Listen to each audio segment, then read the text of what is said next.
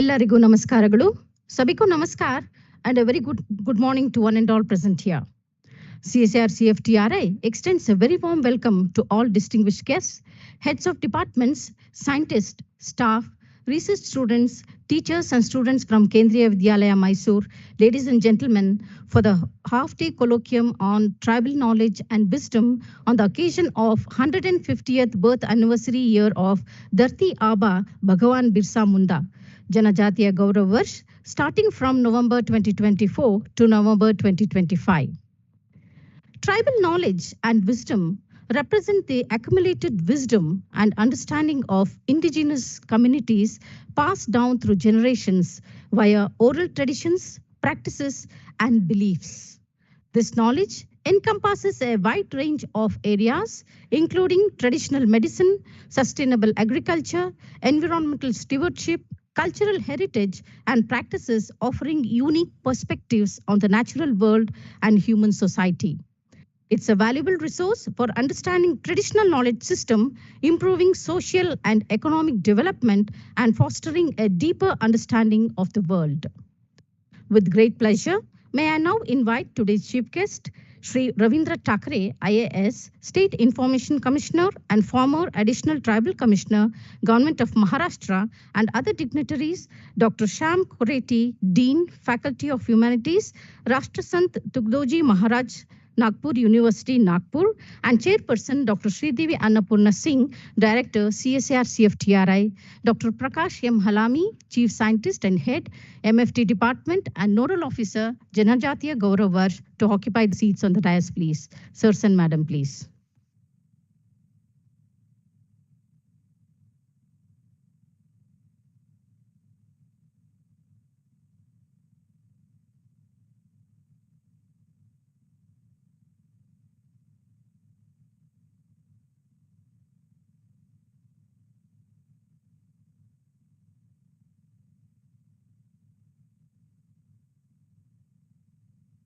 Thank you.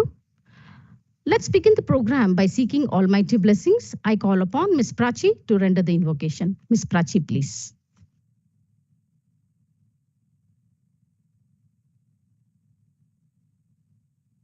हे शारदे माँ अज्ञानता से हमें तार दे माँ। तू स्वर की देवी, ये संगीत तुझसे, हर शब्द तेरा, हर गीत तुझसे। हम हैं अकेले, हम हैं अधूरे, तेरी शरण में हमें प्यार दे माँ।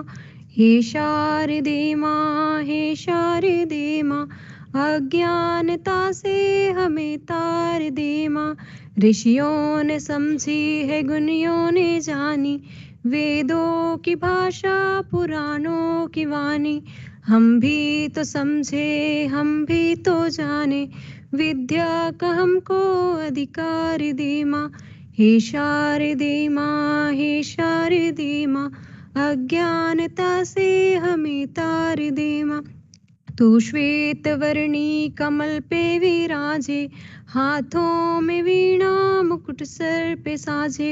मन से हमारे मिटा दे अंधेरे, हमको उजालों का संसार दे माँ। हे शारदे माँ अज्ञानता से हमें तार दे माँ। अज्ञानता से हमें तार दे माँ। Thank you.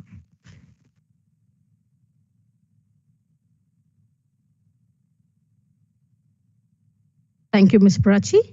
Now, I invite Dr. Prakash S. Halami, Chief Scientist and Head MFT, and Nodal Officer for Janjatiya Gaurav Varsh, to formally welcome the dignitaries and the gathering. Dr. Halami, sir, please.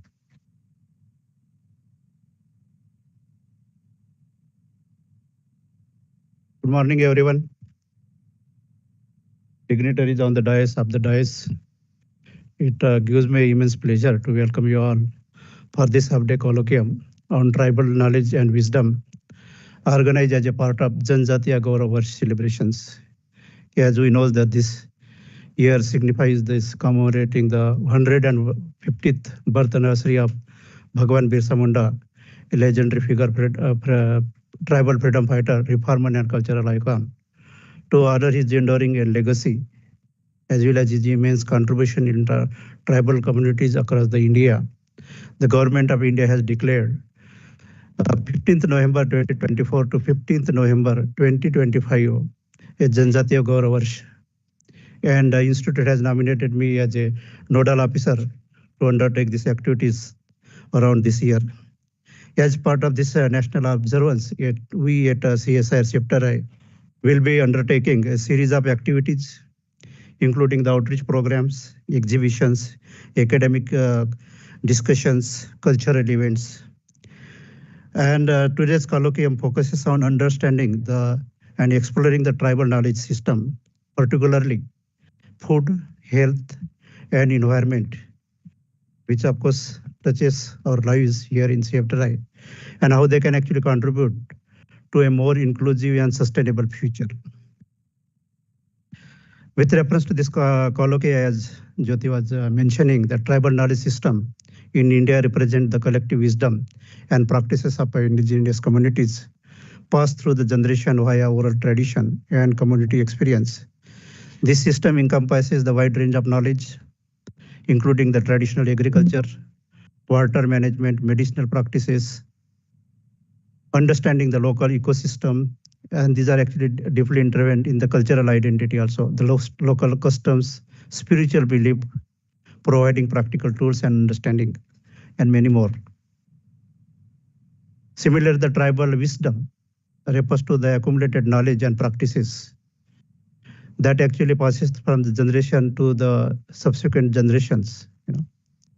It is my privilege to warmly welcome our chief guest, Shri Ravindra Thakureji, IAS officer, a dedicated Indian administrative servant known for his work in governance, sustainability, as well as the tribal welfare. Sir, we are honored by your presence and we look forward for your reflection today. I request Director Madam to welcome Thakre sir with a bouquet of flowers.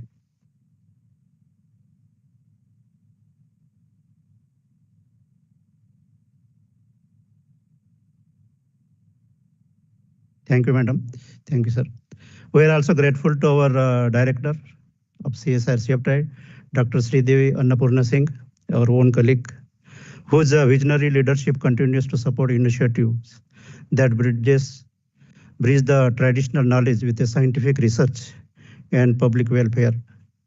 To mention a few, just we were discussing, in fact, about the malnutrition intervention program in Orissa, Karnataka, and other part of the India, as well as the steering the national level millet mission project as a project director, where we came across with the several tribal knowledge for storing and utilizing the millets. I take this opportunity to request Dr. Umesh Hebbard to welcome Madam with the flower bouquet.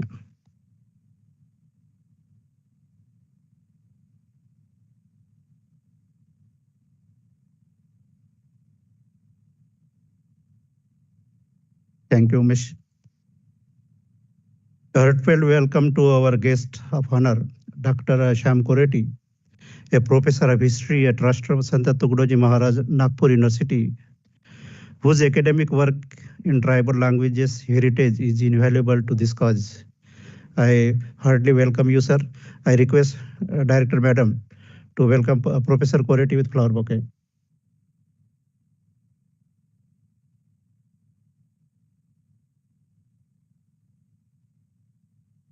Thank you, sir and madam.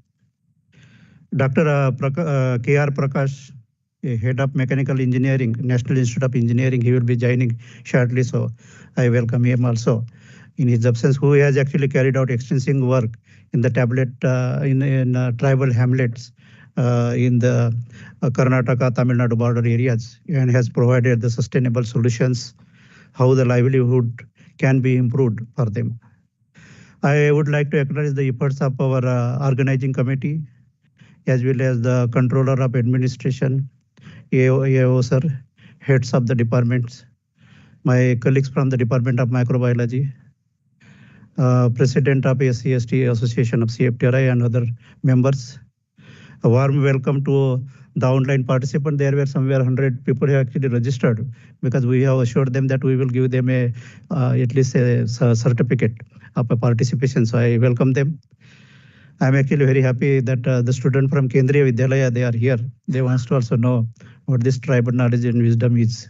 So I welcome them along with their faculty members also. With this spirit, let us now begin today's program. May this colloquium serve as a meaningful dialogue, honoring the past and engaging with the present and inviting the future, where the indigenous knowledge continues to flourish. I once again welcome one and all and wish a great success in this event. Jai Hind, Jai Janjatiya, Gaurav. Thank you very much.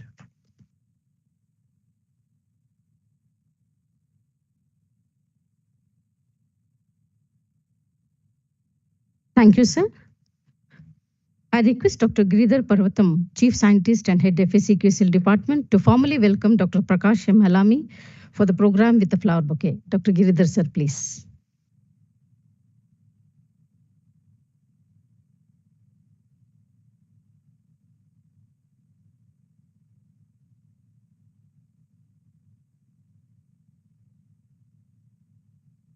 Thank you, sir. जनजातीय गौरव वर्ष आदिवासी स्वतंत्रता सेनानी धरती आबा भगवान बिरसा मुंडा की जयंती का प्रतीक है और ये भारत के स्वतंत्रता संग्राम में महत्वपूर्ण भूमिका निभाने वाले आदिवासी स्वतंत्रता सेनानियों की बहादुरी, बलिदान और अमूल्य योगदान को सम्मानित करने के लिए समर्पित है। आइए उस महान नेता को सम्मान और श्रद्धांजलि अर्पित करें जिन्होंने देश के इतिहास और विकास में महत्वपूर्ण भूमिका निभाई। Let's honor the invincible spirit, resilience and pride of India's tribal heroes. Let us come together to pay tributes to their sacrifices, preserve their cultural heritage, and ensure their stories continue to inspire future generations. I request the dignitaries on the dais to pay the floral tributes to the portrait of Bhagwan Birsa Munda and light the lamp. Sirs and madam, please.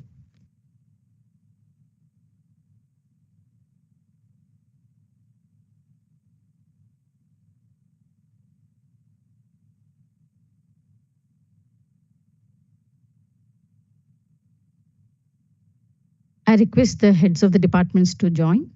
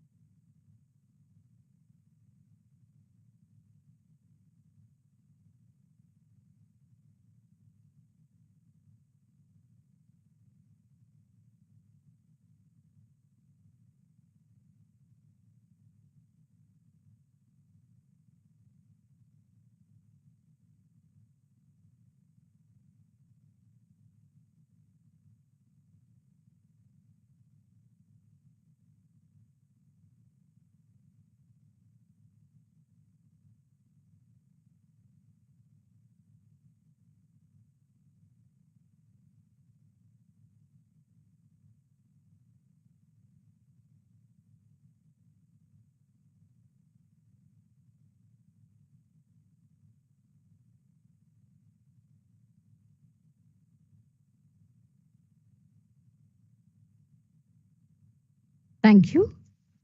I invite Shri K. Ravi Kumar, Controller of Administration, CSIR-CFTRI, to give brief note on Janjatiya Gaurav Varsh. Ravi Kumar, sir, please.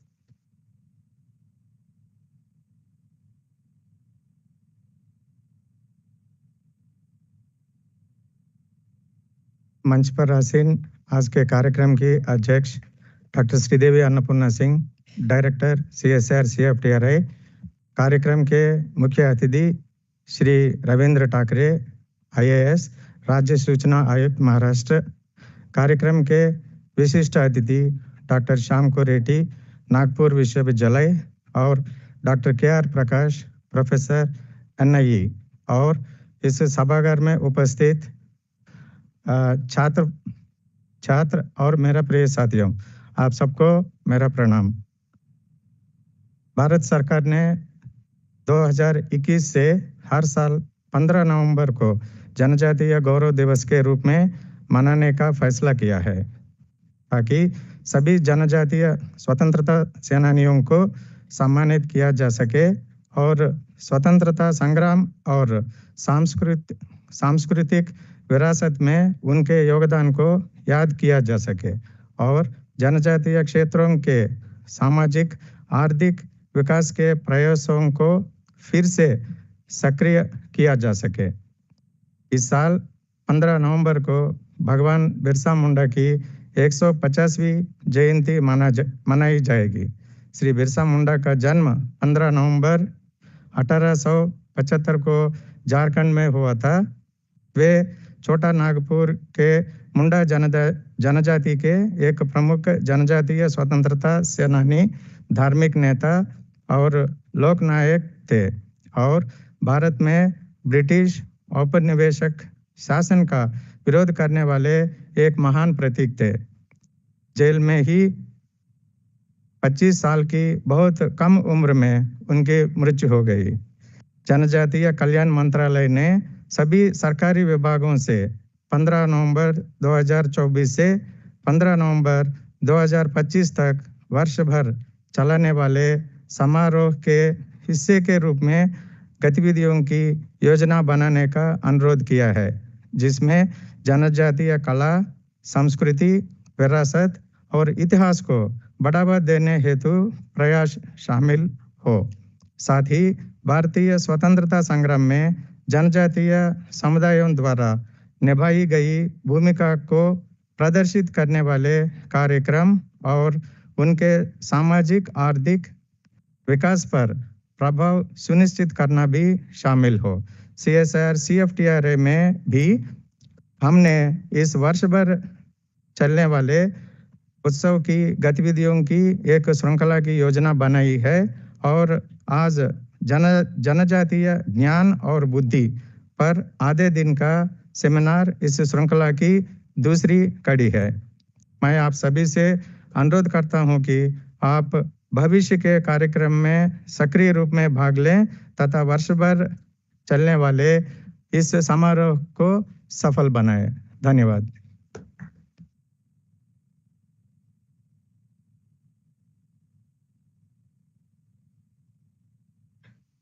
Thank you, sir. I invite Dr. Prakash M. Halami to introduce today's chief guest, Shri Ravindra Thakre, IAS, to the gathering. Halami, sir, please. Thank you, Jyoti.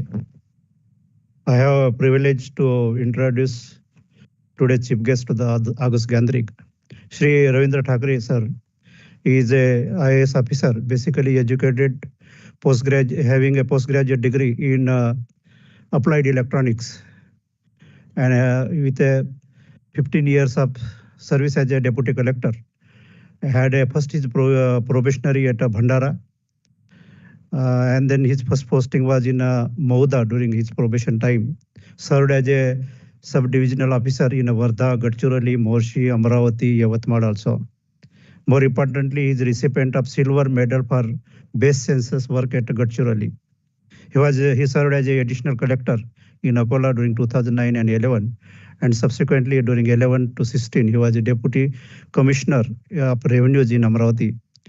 He also had an additional charge as a project director of Krishi Samruddhi and IFAD in government of Maharashtra, and was also associated with the Tata Trust project for farmer suicide prone of districts of the Vidarbha. He also served as a chairman for caste validity committee at Amravati, Yavatmal, Wardha, Buldhana, as well as Nanded district during 2016 and 17. He was CEO at Gondia during 2017 and additional divisional commissioner in Nagpur 2018. He also had additional charge of a project director of Vidarbha in Marathwada Dairy Development Project, as well as NDDB project with Mother Dairy during 2018. He held the additional charge as a director of Vannamati, Apex Training Institute Officers for Agriculture Development and Divisional Training Institute for State Government Staff during 2018 till September 2013. He also had the additional charge. Additionally, he served as a municipal commissioner at Nagpur Municipal Corporation during 2018 and 19, and was a district collector of Nagpur during 2019 to 2021, which was actually the COVID time, most of you people knows. He actually was the additional tribal commissioner, and this is what actually I am following up from last 5 years, that he was the additional tribal commissioner at Nagpur and contributed significantly, especially in the several tribal areas in the Vidarbha regions. So I welcome him once again, and we look forward for his for sharing his knowledge and then experience working with the tribal areas in the Maharashtra. I welcome you, sir.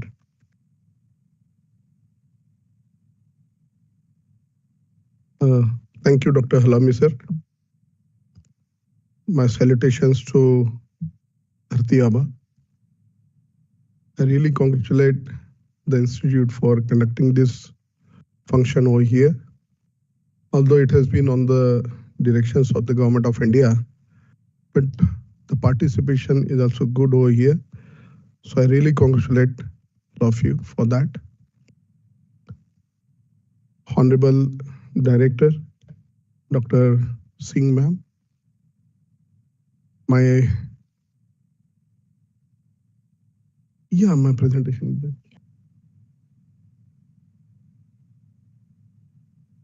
there. Yeah. I request the dignitaries to take the seat of the dais. Sure.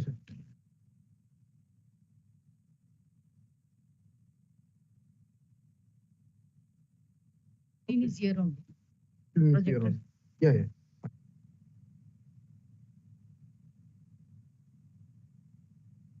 Take it.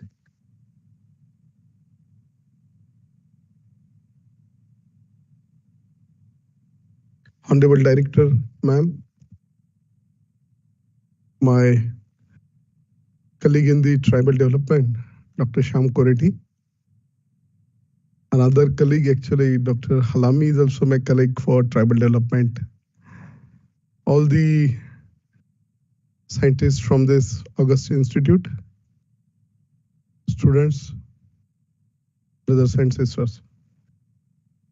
I had been working in the tribal department for around 4 years. My last posting was additional tribal commissioner, and I had the privilege to work for tribals in the state of Maharashtra, in the region of Vidarbha, where we have Gadcholi, Gondia, Chandrapur, which are mostly tribal belt actually. So I start with my PPT, and we will be, if there is a time limit, please let me know, ma'am, so that I will accordingly adjust my presentation over here. See, we all know that tribals in India are spread wide over, and we have more than 700 actually tribes in India. And around 72 of them are PVTGs, that is particularly vulnerable tribal groups. In Maharashtra, we have around 45 tribes, and 3 are PVTGs. So this particular section of the society mostly stays away from urban areas. They're mostly located into hilly and remote areas, inaccessible areas. Okay. Yeah. Okay. So when I was ATCO there, Additional Tribal Commissioner, then I had initiated certain programs for my students, for the young children. So I'll be just sharing you those things over here. So to all of you, Jai Seva. So whenever I say Jai Seva, it has to be replied like that only. You have to also say Jai Seva to me. Jai Seva. Thank you. I think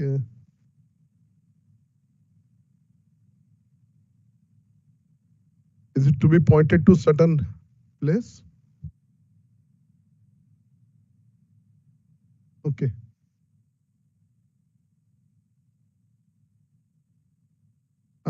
So actually, the tribal tradition is very rich. Where is the sensor? Okay, that it. Okay, fine. So the here what we did was we promoted this particular Gundi paintings. This is a very unique type of painting, ma'am. Actually, Warli painting has got the world recognition, but the Gondi painting, which is in the central India, it never got that much of an importance or publicity. And so we actually promoted it. So we can see Gadkari ji and CM sir and CP and everyone over there. Our Honorable Minister, Dr. Ashok Uike is also there. So this is the first job that we did was to promote this particular painting because it is a rich cultural heritage of this particular tribe. So we were very much taken aback. See this particular, the last one where Gadkari ji is being presented with some painting, that painting is a Gondi painting and that was done by a lady in New Delhi. And this was posted on his Facebook post actually. So we could get it from there. So now it has really acquired that particular public appeal is there for that.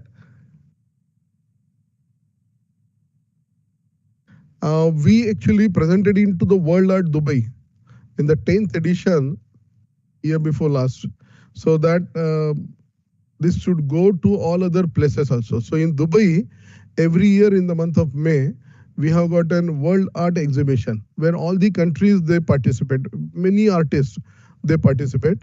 So we showcased our Gondi paintings and the stone.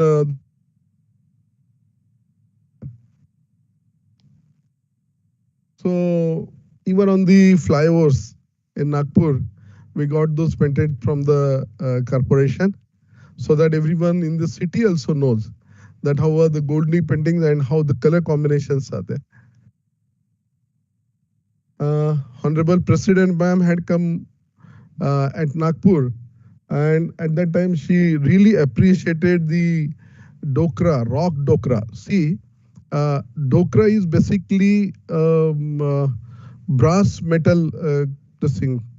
But here rock dokra combines a fusion of rock plus brass. So here actually it is something very unique and it is being done in Gadcholi. So, and the artist is also there. Mr. Pungati, Suresh Pungati is there, who is just facing ma'am. So this is the. Then another thing is, see, every tribe has its own language. And if you are really wish to continue with the traditions of that particular tribe or community, language is the major form. It becomes the major part of it. And if we lose the language, then everything is lost. So we also promoted the Gondi language because it was on the verge of decline. So we also promoted it. So that is another, it doesn't have a script of its own, but it does have a language is there. Then we conducted entrepreneurship development for our students. And because tribals, for tribals, the entrepreneurship is quite a remote dream actually. So we thought that we should take an initiative into that. And that is how we had begun with that. Now we have many tribal entrepreneurs in Vidarbha area who are actually doing very good. So for that, what we did was we trained our teachers and the wardens into the Maharashtra Center for Entrepreneurship Development, MCD. So they were given an faculty improvement program, development program, and they actually served this particular purpose into the schools and into the hostels. Then Atmanirbhar Kaksh, Swayamdeep Atmanirbhar Kaksh. That is what we started with, because the most important lacuna in our whole system is that we have all these schemes of the government, but the beneficiary and the schemes, they are poles apart, because the information regarding the schemes is not readily available with the beneficiaries, and therefore we started an sale at our office wherein we could immediately give information regarding the various bank schemes, various other governmental schemes, Government of India schemes, to anyone who is approaching to that particular place. So these are some of the activities that we started over there. Actually, we had he is the king descendant, 17th descendant of the king who formed Nagpur, who established Nagpur. Bakht Buland Shah established Nagpur. Bakht Buland Shah seems to be a Muslim name, but actually he is a tribal king, and who adopted that name on the insistence of Aurangzeb at that time. So he is the 17th descendant who actually opened up an center in our place. It was a chowkidar's room. We converted into it for all these self-help groups of the tribals to sell their produce, because they don't have any marketing access. So we tried to do it at our place in this particular fashion. We reached out to the slums in Nagpur and tried telling them what are our schemes. And we can see we did it every time because I just wanted to know for how far the government schemes have reached the slums and the real beneficiaries. In livelihood also, we had a very different approach. We again had all the departments of the state together, got all their schemes along with all the criterias required for the beneficiaries and all those things.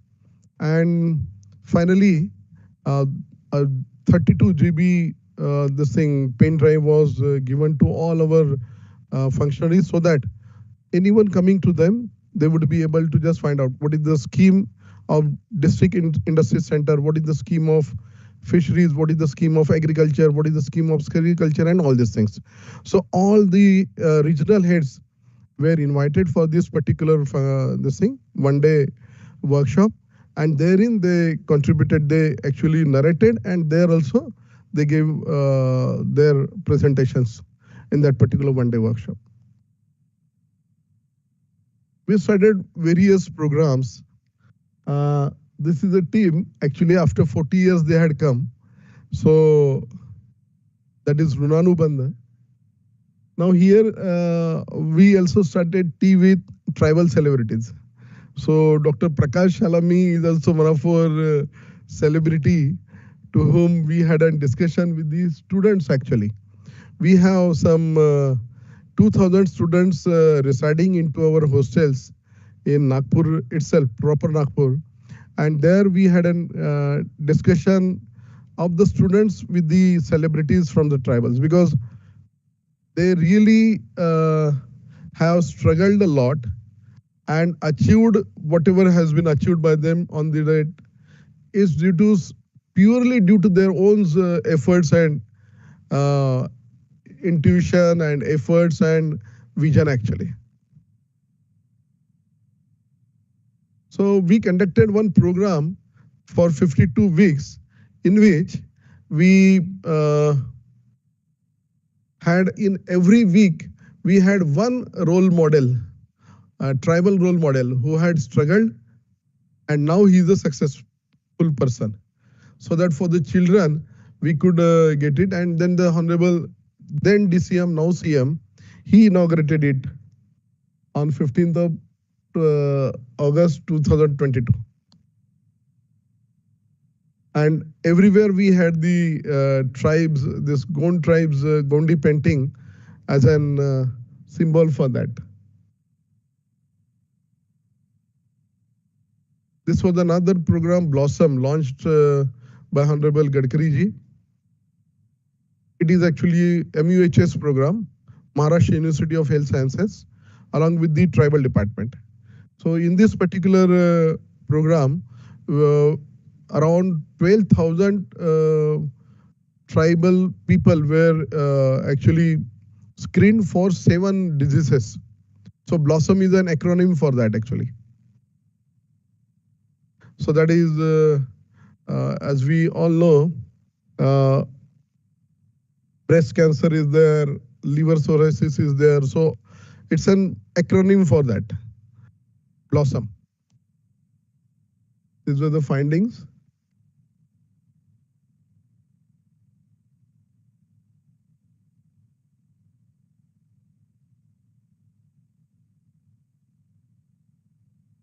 Then we had an anti-tobacco program, because in tribes, the tobacco chewing is a major problem.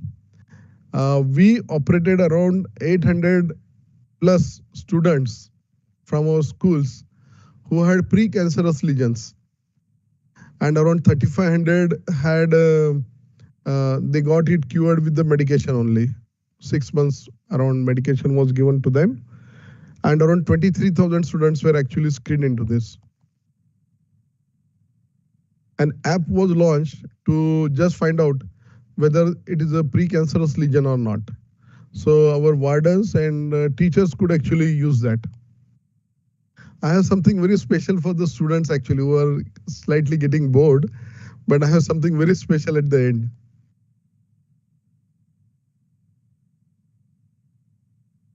So this was Adi Shakti Sanman Sohra. During the Navratra, on the day of Ashtami, we invited all those tribal women who had got, someone got President's Medal, someone had done some very remarkable things, and we felicitated them.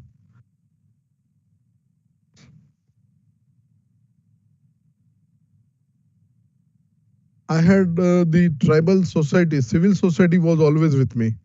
So I really didn't face any morchas or something of that sort during the whole of my period as an additional tribal commissioner over there. These are our schools actually, we'll be coming to that. This is another program wherein Pardhi is another tribal community. So that is also very much lacking in education. So education, what we did was we focused onto the education. As Bharat Ratna Dr. Babasaheb Ambedkar has said, if you focus onto education, then all other issues will be taken care of. So we actually focused more onto the education so that the students will automatically become good citizens. They will have better lives, and they will then, that will become what we could say, and it will have some good effect into the society also, so that they will help their relatives, their friends, their nearbys, and it will then spread to all other people. This was regarding some issues of the bankers. See, if we see, I conducted one of the surveys at my place. Out of 63,000 students that we have in our all the schools, around 200 schools we have, 196 to be very specific. And out of the 63,000 students, only, if you could see, only 47 had PG. Their parents had, only 47 of them were having some PG degree, maybe BCom, BA, MCom, MA of that sort. Then 577 had degree qualification, and you could just see the figures over there. So education is something which we, then I could convince everyone that why we need to really focus on to education, because the parents themselves are very ignorant about, and they are really very much concerned about their livelihoods.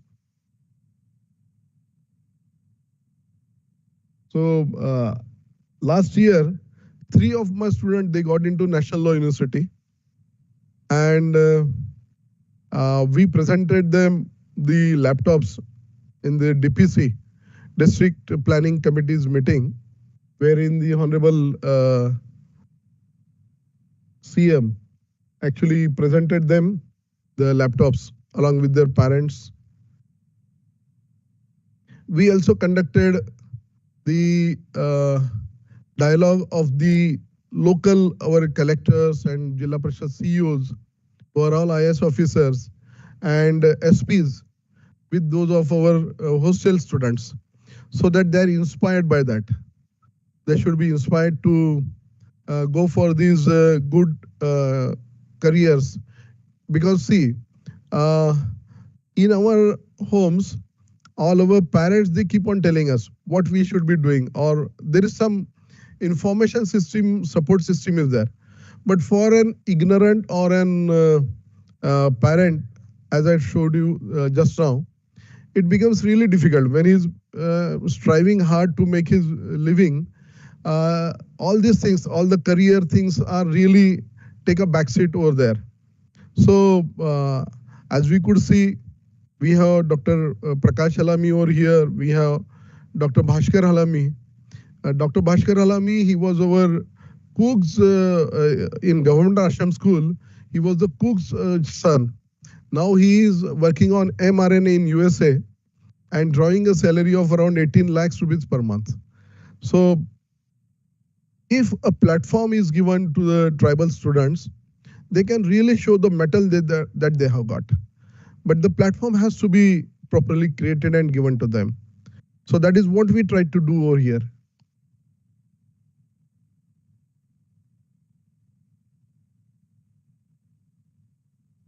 So on 14th of April, every year, what we do is we celebrate the Dr. Babasaheb Ambedkar Jayanti, not by only offering flowers and this thing, but by going for 14 hours of study continuously on that particular day.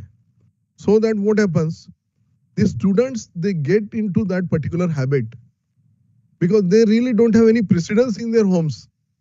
So that is how we try to do it over here. These are our teachers actually who had been trained.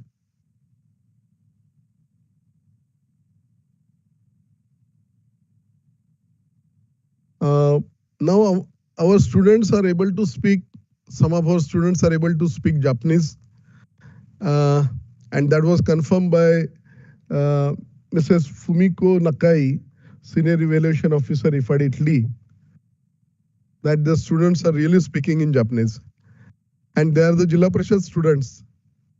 And although they are not able to write in Japanese, but they are able to converse in Japanese.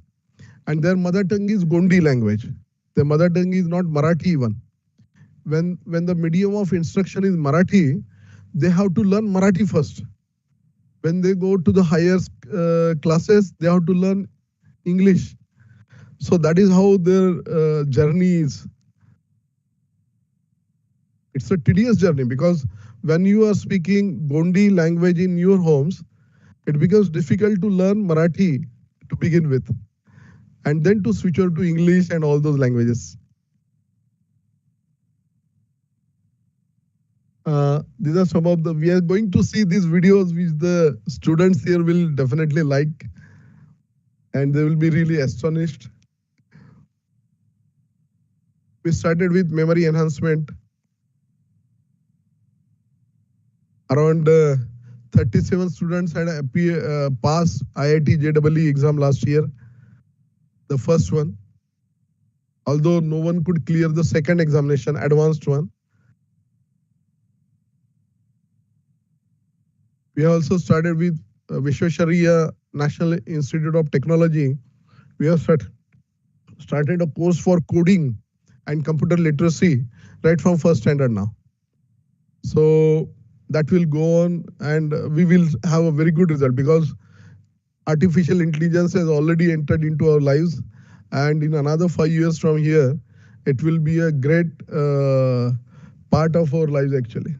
So our students who are tribal students, they shouldn't really lag behind, and they should also be joining the other sections of the society with the same confidence, and they shouldn't really feel any complex whenever they are moving into the society. So we introduced this particular coding and computer literacy. And the syllabus was decided by National Institute of Technology at Nagpur. So archery is something which is inborn with the tribals. So what we did was we started archery in every school. So that gives the focus of attention.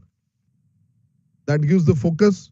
So that helps grasping, and whatever is the restlessness, that also it gets curbed to certain extent.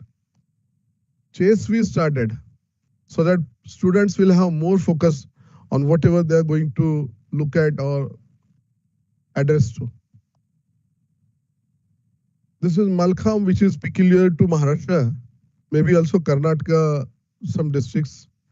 So Malkham also we have begun because it gives the best flexibility and a very good physical health for the students.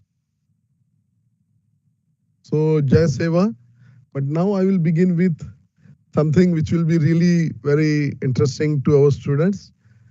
Can you start it?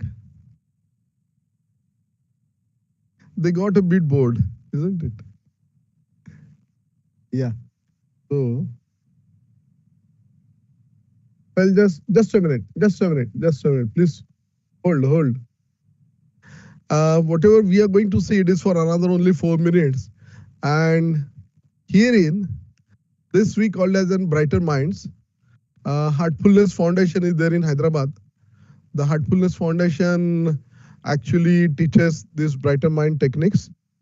All our students, around 23,000 students in our ashram shalas, 75 ashram shalas, they are actually doing it. And on a day-to-day basis, the teachers and their superintendents over there, they are conducting it. So here, the students blindfolded are able to read, are able to find the colors, are able to find the color of anything by even hearing the sound. Without touching, they can just find out even on the mobile what's the picture that is being displayed on the screen. So I'll just here this was we just had on 3rd, 4th, and 5th of Jan, we had state sports, tribal state sports at our Nagpur. So I was the host for that. So at that time it was inaugurated by Gadkari ji. So we conducted this as a showcase for him, and I feel let us start it now. Now the girl is trying to identify who is standing before her. She is blindfolded. She is not blind. She is a normal girl, but she is blindfolded, and she will be able to identify. नहीं आवाज sound का क्या करेंगे? पहले से लीजिए. Since he has identified that he is wearing blue color dress, Neela. Neela, that is what he said. He said. White वाला दूसरे काड़ा वॉच है और Watch है.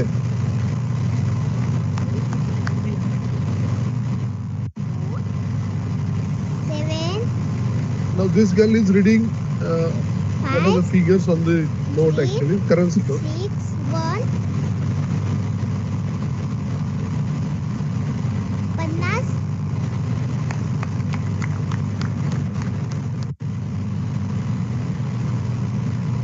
Here she has given the ball. Actually, Gadkari ji selected a ball of particular color, and now she says red. Only by hearing. घटक सर्वांना मिळतील. भागातल्या 80% स्त्रियांना रक्तकमी कंसात रक्तपांढरी असण्याची मोठी समस्या आहे. यामुळे थकवा, निरुत्साह, So she is able to read. धोके So संभवतात. I have around 6,000 students now like this. Out of 23,000 that time having the government actor school.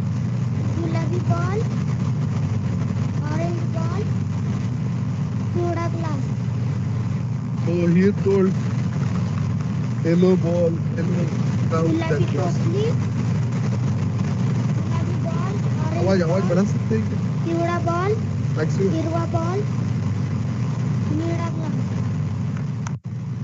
नैना गुंडे मॅम आणि त्यांच्या साईडला माननीय श्री रवींद्र ठाकरे सर आणि So that was the march past of the troops actually. So myself, Gadkari ji and our commissioner we were standing. So we showed that photo to her. हातामध्ये घड्याळ घातली आहे शूज घातला आहे गुलाबी कलरचा ओढणी घेतली आहे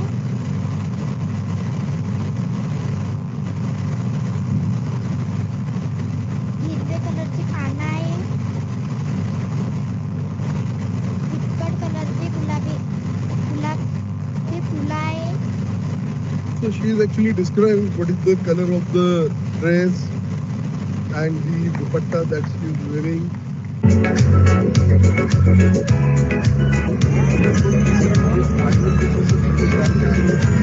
Prize distribution ceremony where the CM had come.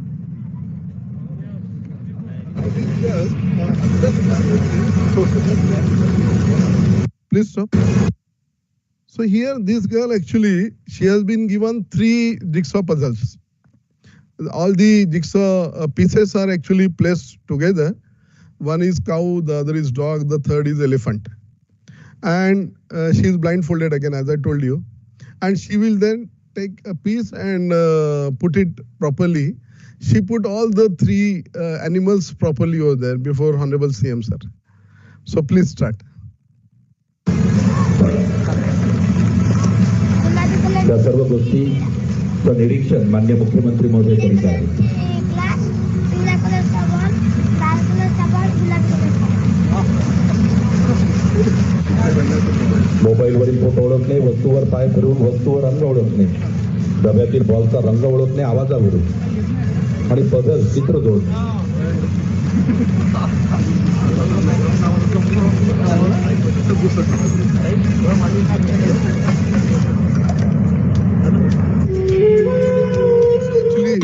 हे चित्र मी आता मोबाईलवर घेतलेलं आहे.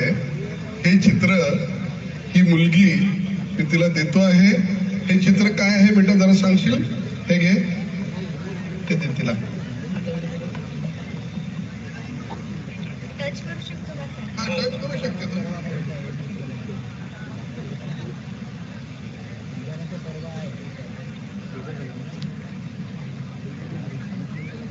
Chhatrapati Shivaji Maharaj. Chhatrapati Shivaji Maharaj. Our divisional level sports actually. So I had been the guest over there. So this is possible. Next, अगला वीडियो. अगला वीडियो प्लीज. एक ही वीडियो है? Okay, ठीक है. Thank you. So thank you. That is how actually we are trying to develop our tribal students over there whose parents are ignorant, whose parents are struggling for their livelihoods, so that we have better next generation which is confident. Because I didn't show you some of other activities which could have taken some more time. Because the students are a bit reserved, they don't speak out. The tribal students, they don't speak out. So we began with an extempore speech, and every day 3 students, they speak on anything, and you tell them fan, and he will start speaking on fan.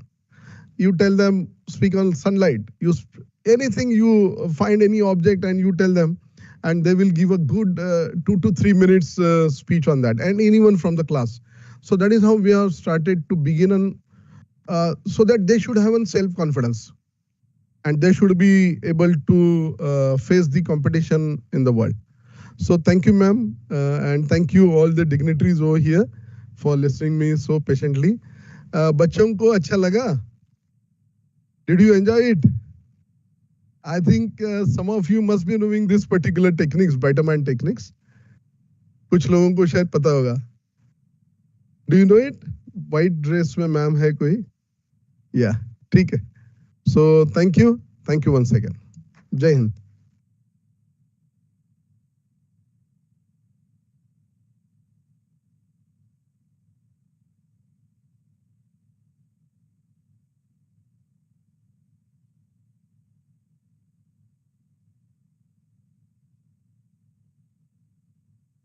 And promoting Gondi language, art, handicrafts, and educating the tribal mass about the government schemes for their welfare, and also identifying the special talents among the tribal folks. And we are indeed happy to express that you're paying back to the community by taking initiatives for their upliftment. Thank you once again, sir. So I request the dignitaries to take the seats on the dais, please.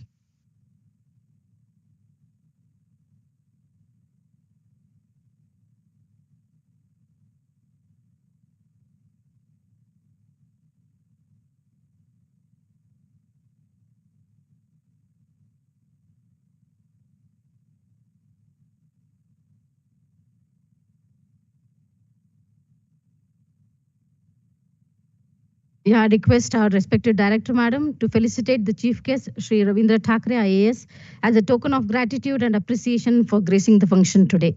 I request director, madam, and other dignitaries to do the honors, please.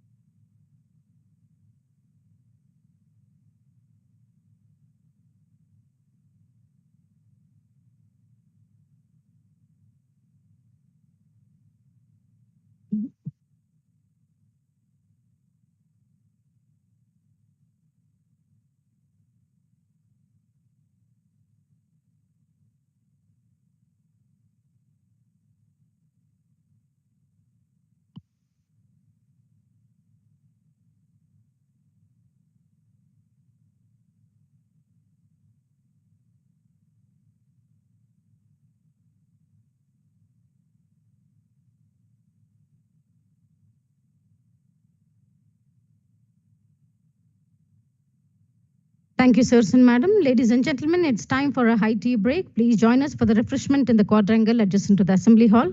We request all of you to join back in Assembly Hall in 15 minutes for the next part of the program. Thank you all.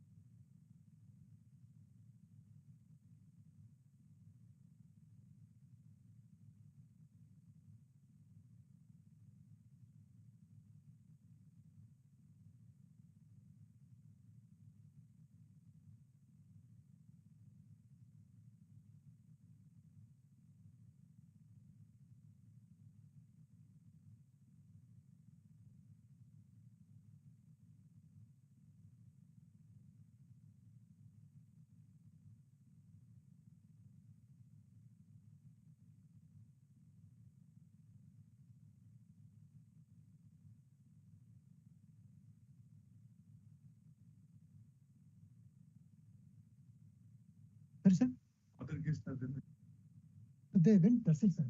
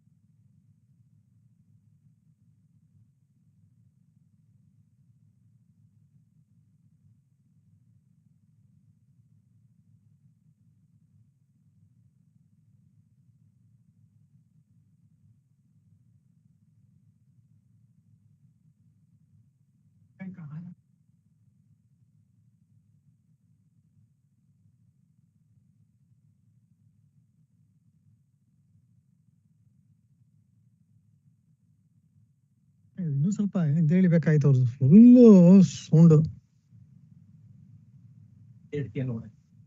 ಇಷ್ಟು ಹಿಂದೆ ಬಂದ್ಬಿಟ್ಟಿದೆ ಅದು. ಇಷ್ಟಡಿ ಸಾಕು.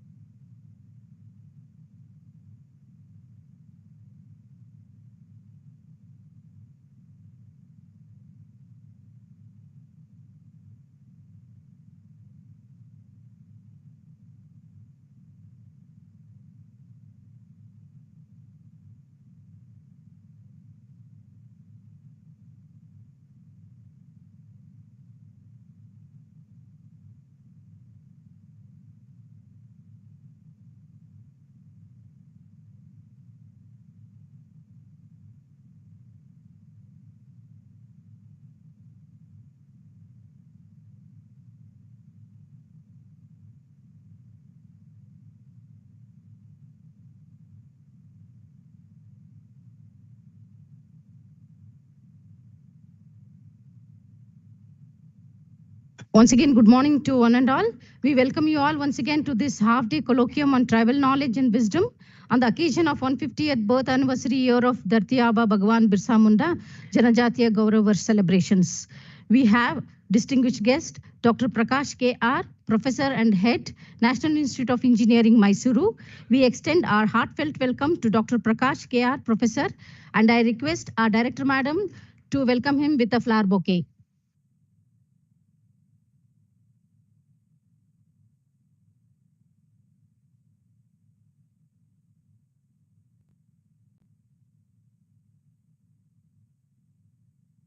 Moving ahead to the next part of the program, I now invite Dr. Purnima Priyadarshini, Principal Scientist, Molecular and Nutrition Department, to introduce Dr. Prakash K.R., Professor, to the gathering. Dr. Purnima, please.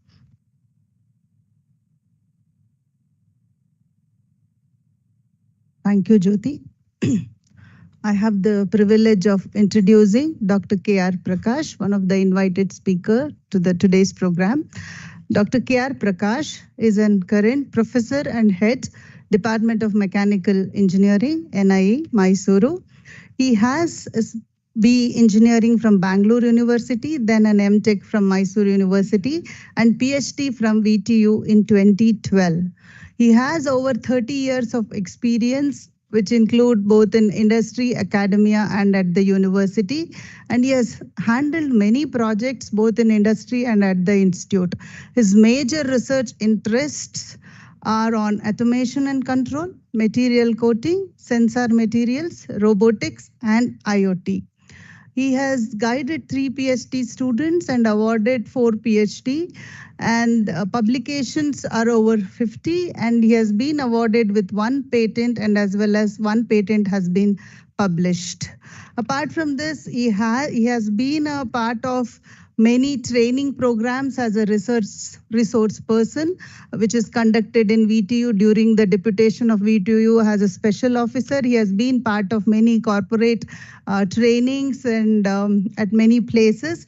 And also, he has been awarded the Distinguished Professor in Automation and Robotics for the contribution provided in the year 2021.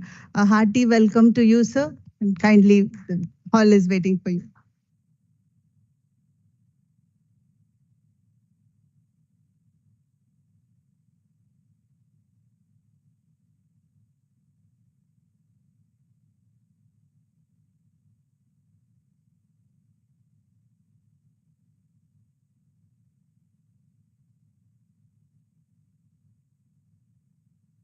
Where is my presentation part now? It's uploaded or it is not?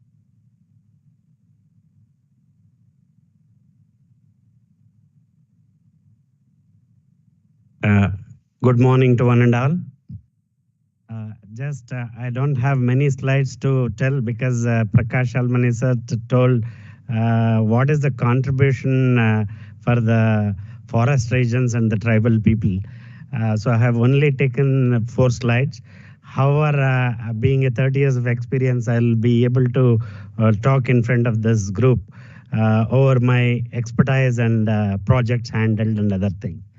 As you all know, I'm affiliated to the National Institute of Engineering, Mysuru, heading the Department of Mechanical Engineering. Also, for a certain duration, I was coordinator as Dean for Industrial Relations and handled that position for 3 years. Now I am heading the department and also reporting to the higher-ups for the MC-related, management-related aspects of the institute. So with this, to start my I did my schools from the Mysore and Mahajanas School and Mahajanas College I studied. And then I took my graduation in Bangalore, Dr. Ambedkar Institute of Technology. And then I moved back to SJCE. I'm an alumni of SJCE. And then I moved to an industry called Kirloskar. Everybody must have known this organization. And I was with Kirloskar Brothers Group for almost 8 years. So I can speak Marathi, 2 of the distinguished members from Marathi now. So I have learned Marathi over that period, 7 to 8 years, and worked at shop floor levels. And I was heading a plant of 250 crores for Kirloskars, and then thought of shifting it to Mysore and Bangalore. So moved back to Bangalore and then moved to Mysore, and now with the National Institute of Engineering. To talk about my relative areas, during all these periods, I was been recognized as I was with industries. I was good with automation and handling control aspects in the industry areas, because it was normal in industries at that time. People were using PLCs, controllers, SCADA, and other controllers, whereas academia was not having such laboratories. So I was fortunate to have that experience and got selected as one of the 13-member team, which was selected from the state government as a faculty, and deputed to Germany with Bosch for a training. So we undergone a training at Bosch, Germany for 3 months. And then I came back. I took a charge as a special officer for research and development and training for the state of Karnataka, and to train up the faculty members of the state to meet the next level requirements or the upgradation requirements of the higher education segment. So I was reporting to higher education ministers sometime, and to VC, vice chancellors and registrars of the state. So this is my background. And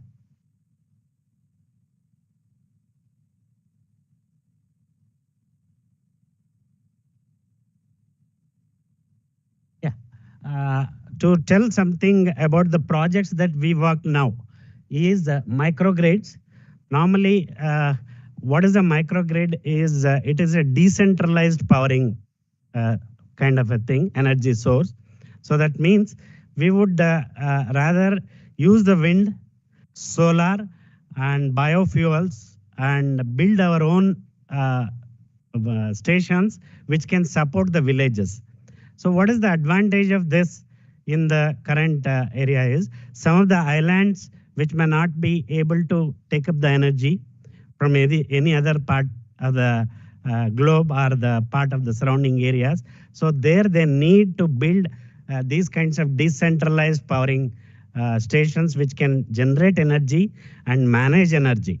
So when we say generate energy and manage energy, we would rather have all the three verticals: wind, solar, and fuels. So we work on all these three areas. And to quote few examples, we have been contributed to the Nagaravale forest, and many of the forest inbuilt villages have been lighted. More than 200 to 250 houses has been lighted by us, and that is being monitored by us on a daily basis. Means even we are sitting it in the offices and the institute, we will be able to understand what is the power generation. Is that 50 or 100 houses are being working satisfactorily or not? And what is the percentage of wind contribution? What is the contribution of the other sources? And automatically this grid, the inverter would shift from one source to the another based on the requirement basis. Means 24/7 energy supply is given to a remote areas like Nagaravale, and there are 3 projects that we have finished. And taking this as an example, there are some foundations now that they are coming forward to fund us. Recently, we have got a lab to be established with a ICC Foundation, which is granting around 30 lakhs to us to build a solar energy lab inside NAE. So means by proving these kinds of things, now we are going to get a one solar energy lab, sophisticated lab at the NAE campus, which can work on a solar segment. And also we have a very good nano lab wherein we coat the material. So some of our researchers are working towards solar materials also. And this is the one advantage for us. And as you all know, we also work on biomass, waste to energy concept that has been taken. So as you all see, now the waste percentage in India especially is high. If you look at it, even individual houses, so when you take the waste, whether it is a wet waste or a dry waste, so no proper classification is being made. So take my home as an example. But what is that I've learned is being associated with these kinds of projects every day in the morning, I segregate the waste and dry, wet and dry, and put it at two different vessels to give it to the MCC, the corporation guy who is coming to my road. So means this kind of a shift is a mandatory requirement. Unless and until we are able to do that, we will not be able to reach the national growth requirements, and we will be ending it in some other different problems. So as I'm seeing many of the students here, you come out of your what is the boundary, that's the safety boundary that your parents will have to take care of this. No, it's an individual responsibility. When you think I am responsible for this, I should not throw this, so then you will be able to do that. So definitely this would result in a better thing, because the segregation of plastic is a major requirement. Now we are identifying robotic concepts which can segregate at the MCC levels. Means as an automation guy now, we are working with higher-ups of the state, and we are also trying to build some robotic concept to segregate plastics, especially a dangerous thing which is non-degradable and which is going into the earth. So this is the one area which we are working, and we generate our fuel, biofuels. Okay, and we have one plant inside the NIE where any other part of the state, if you are finding it, you are collecting some of the seeds which can be turned into oil, hongemia and other kinds of seeds. We have a very good facility. You can just collect that. So the one new package for you is, if you have a 5 or 10 kg bag filled, we will collect and come to your doorstep and collect that. And we will take that to our stations, and we will grind it and convert it as a fuel. So which we add it to the vehicles. So one advantage of adding this biodiesels into the fuels is we are reducing the carbon footprint. So it is improving our own vehicles inside NI vehicles are being tested, which is comparatively low emitting the carbon to the nature. So this becomes our vehicles runs with biodiesel blended. Normally blending will be around 10 to 15% that we blend. So that we are doing it for our vehicles now, four-wheelers, and some of the personal vehicles also, two peoples. One is Sham Sundar, and my vehicles are being blended even today. So this is another area where we are contributing. We are going to the tribal places, and we are awareing them. You can collect all these things and you can submit to us. So we'll give you money. So in other way, they are getting some money out of it. So as we are friends to tribal areas nearby now, so many other people are collecting and giving it to us. Not only this natural things, we are also asking some of the hotels in and around to give their oil, which is they use it for the frying and other purposes, because that is also being able to be treated and converted as a fuels in some cases. So we are collecting that, and we are also collecting the natural resources in and around.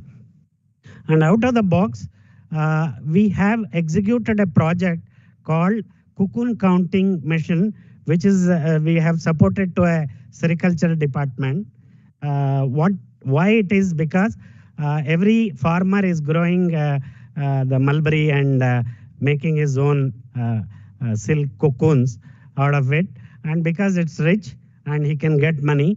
And when they bring it to the market, especially the market is monopolized. So if you go to now Ramnagara area, somebody comes and say, this is this much amount, they have to pay that much amount only. They will not pay a single penny more than that. Means it is being like a take it as granted market.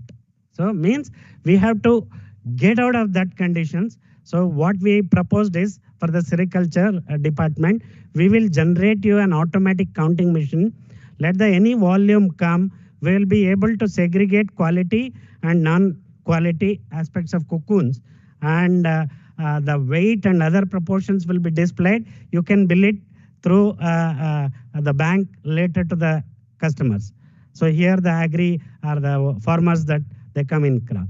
So this has been approved by now central ministry, and we have built the first machine now, and making it trials at the sericulture department, which is ahead of our institution. We have a sericultural big unit here, training center and a research center in Mysuru. We are collaborating with them, and we are doing this. And as a tribal, to tell you what makes the difference for tribal is, I have some thing, and also we are, I'll just highlight about this, and in the future slides, 1 or 2 slides, I'll elaborate a little more on this. And we are working on clean fuels technology. Clean fuels in the sense, the hydrogen now will be the next fuel. So we are associated with Germans and US universities to have research in this direction. And one of my student is working as a PhD candidate in that area itself. So means what is expected for tomorrow as a fuels major change that we are seeing. The transition is something like this. Now we are using petrol and diesel, and in the coming years, you are expecting the solar or the battery operated vehicles, but still that has a disadvantages. So one step ahead, the government of India and also other global leaders have thought of shifting it to the other fuels, clean fuels. So there are a lot of universities like FH Dortmund University and THOWL, and all these universities are doing research in Germany, Wisconsin in US, and other universities are working on these areas. And we have a collaboration and MOU with them, and our faculty travel to those places for the research work. And out of which we will be able to generate some of the laboratories in the future time. And as you all know, NIE is known for societal connect. And as everybody knows, NIE mechanical is the strongest element within NIE and known in the country and in the state. You ask any people, they say, NIE, yeah, mechanical is very good there. So this word is because we have a very strong department. One of our center, renewable center, is working on rainwater harvesting. I think we have touched around 20 projects inside Mysore, which includes industry. Excelsoft recently has adopted a rainwater harvesting for their software unit that they have in Hunsur Road. And Mysore Palace has a rainwater harvesting unit, which is designed and developed by us. And many of the organizations within and many of the R&D and other government departments would rather interested to take support from us. And we are consulting on that. Our annual consultancy revenue in terms of profit may be around 20 to 25 lakhs from that department. So that's a self-sustained department working under the Department of Mechanical and doing a wonderful job within this. Of course, we are working on bamboo and other areas. Sustainable building is one more area we are working. And sustainable community. So we are trying to bring in a concept called grouping people and making a community and providing them all the support in terms of solar, water. Main things which we require is good air, good water, and this. That we are trying to support them. So these are the areas which we are working. As I have told, Nitin Gadkari sir has inaugurated that product online from their office, and we are using that our own developed microgrid in different places and implemented recently in Billenavase Halli, which is in the Nagaravalle forest, and in Lakshmanapura. These two are very close to your forest areas in and around. And this powers homes, schools there. We are providing schools lighting and fans, and which runs is our energy. And other requirements of the two villages that has been adopted and given. But adaptation is done by a foundation, and the execution of the project is done by NI, our team. So this is the thing. And we have used a hybrid system here. We are using a battery operated along with wind and solar concept. More solar is being used there, okay, in these two areas. Of course, if an opportunity arises, we can club a wind also, so that our microgrid will be able to manage the power system requirements, clubbing all these power sources. And we are providing 24/7 energy. And when we go to these nearby places, it's like they love us. Our car enters the village, will get good energy, and they surround us, and that's a good time for us to enjoy with them. And we had a good tribal food, so they've called us and they've invited to their homes. We had all those enjoyment. So, and the second good project is we have developed a cocoon counting machine for tribals, especially because what is the new in this is naturally nobody is doing this. There is a nature through which some of the cocoons has been developed and within that forest regions, and those cocoons are golden in color, and those are unique from the current cocoons that you find within inside the areas what we do it here as a farming, as a kind of a development of this, and that is an expensive one. So if you have a threads out of that and put it to your saris will cost you lakhs. So it may be 2 lakhs, 3 lakhs that we sell. We say silk saris are heavy costly. So the reason behind is if you have the number of golden threads that is inserted in your that border matters on the cost. Okay, so I think we have gifted one sari worth of 2 lakhs to some officials of the government, in which the number of threads was mentioned. Border threads, the golden threads was mentioned. So that is how the silk makes its way, and we are contributing in that thing. Let me highlight one by one how the project is being done. This is the village, and this is the region that we have identified and selected. And the department is NI Mechanical, and we have a department called CREST, Renewable Energy Center. And I would request all of you to visit us. We have the centers to display all the concepts and technology to you. And it's our own technology, and we are earning money out of it. So the project was focused like this. You can just have a look at this.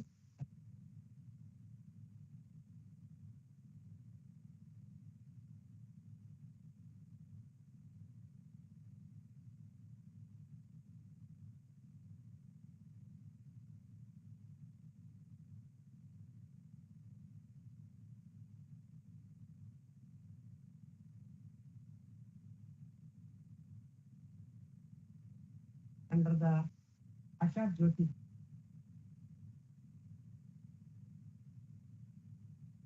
Like to and us read that.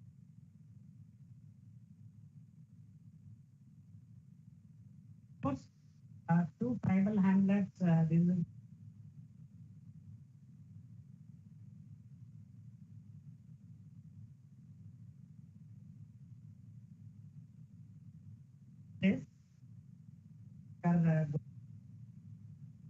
people are publishing that in different articles in the city. Okay, this is one of such examples case that I had given.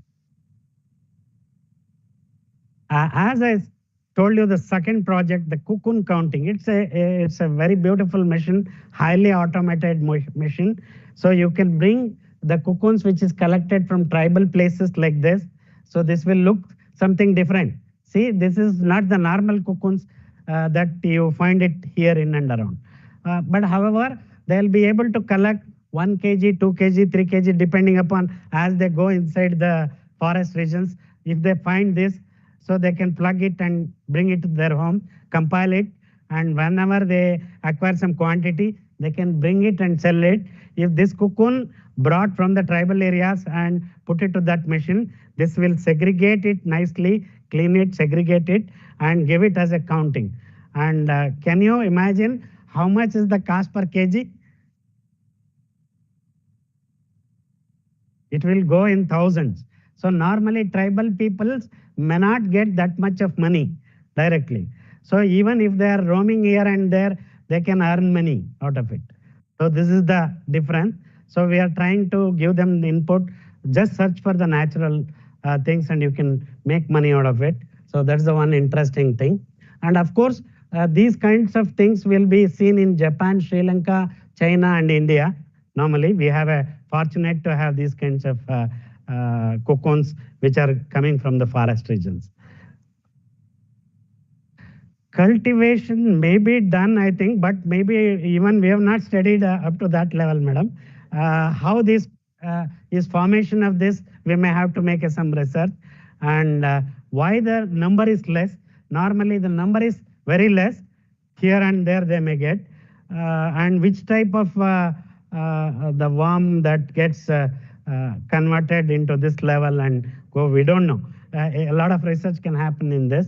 And definitely there is a cost difference between this and the natural ones. So that we are distinguishing and we are making an option of that. And the machine which we have developed, just I have put some images, how they'll bring it and put it in this, and then that segregates in different ways on a conveyor belt and cleans it and take it through a conveyor and then put it into two different basins, good ones and average ones. So average ones will be priced little less and the very good ones will be given a very good price. So this is how we have done. So this is our R&D. You can see the cocoons there, which is cleaned and moved on to the segregational conveyors. And of course, we are not ending our development of machines and other things here. I have around 4 patents now. Last CV which was read was long back. Now I have our own another 3 patents.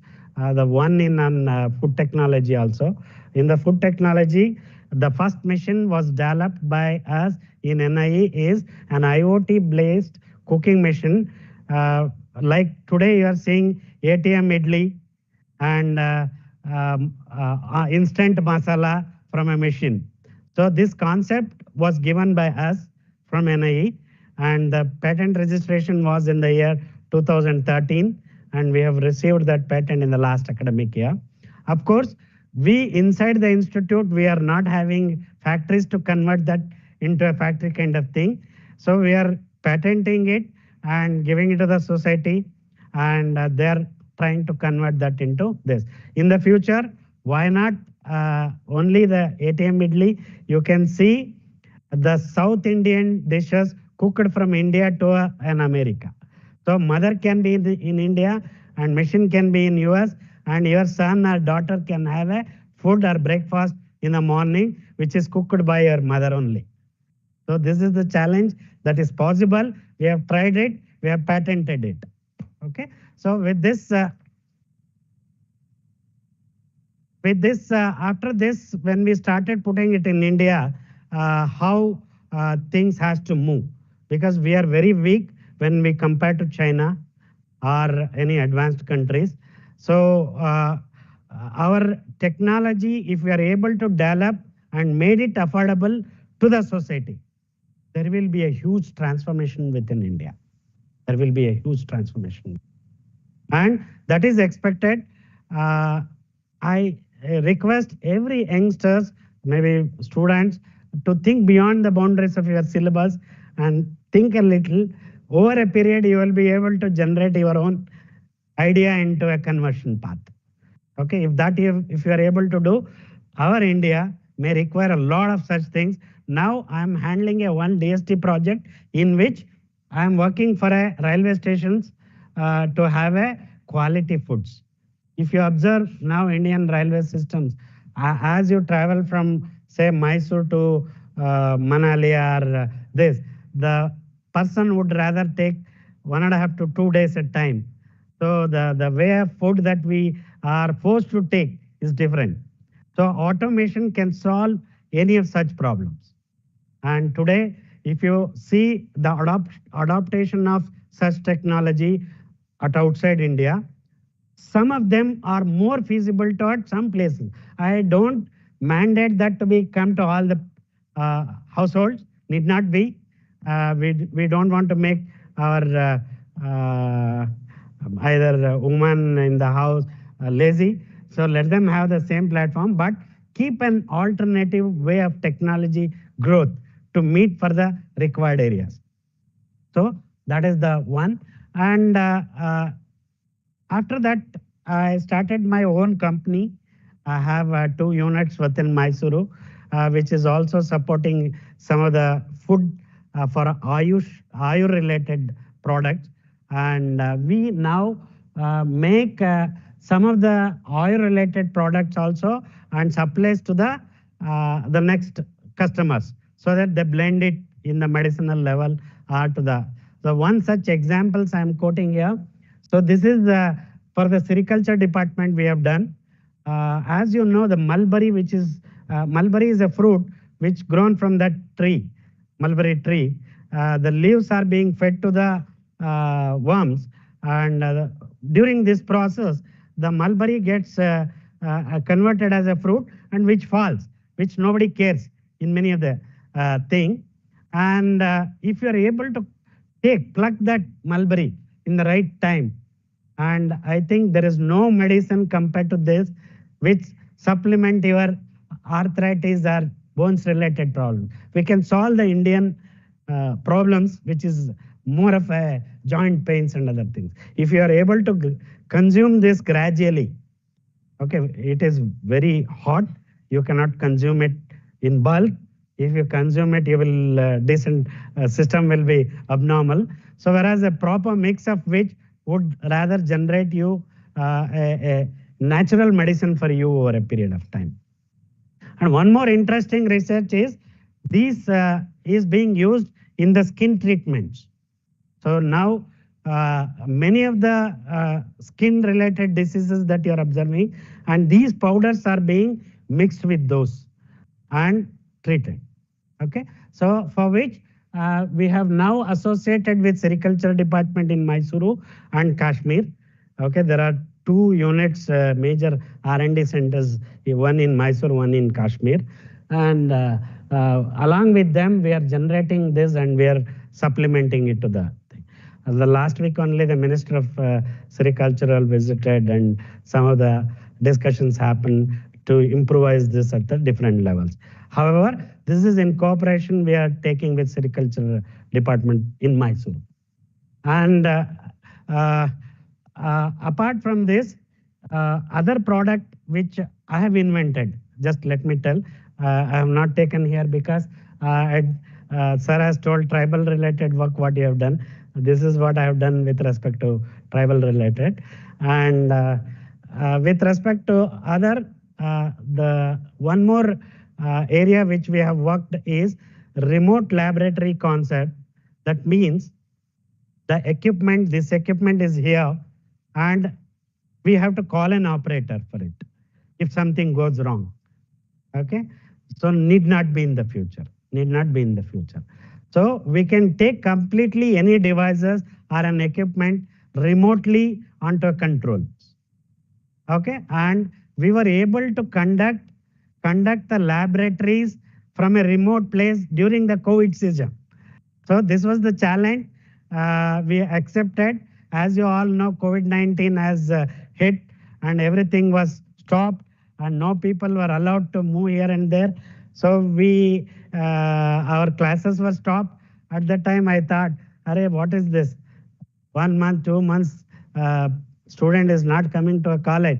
And during that academic year, he is not conducting any lab. So how do we work with this? But it didn't work out during that COVID period. We could able to get the patent after 2 years of COVID period.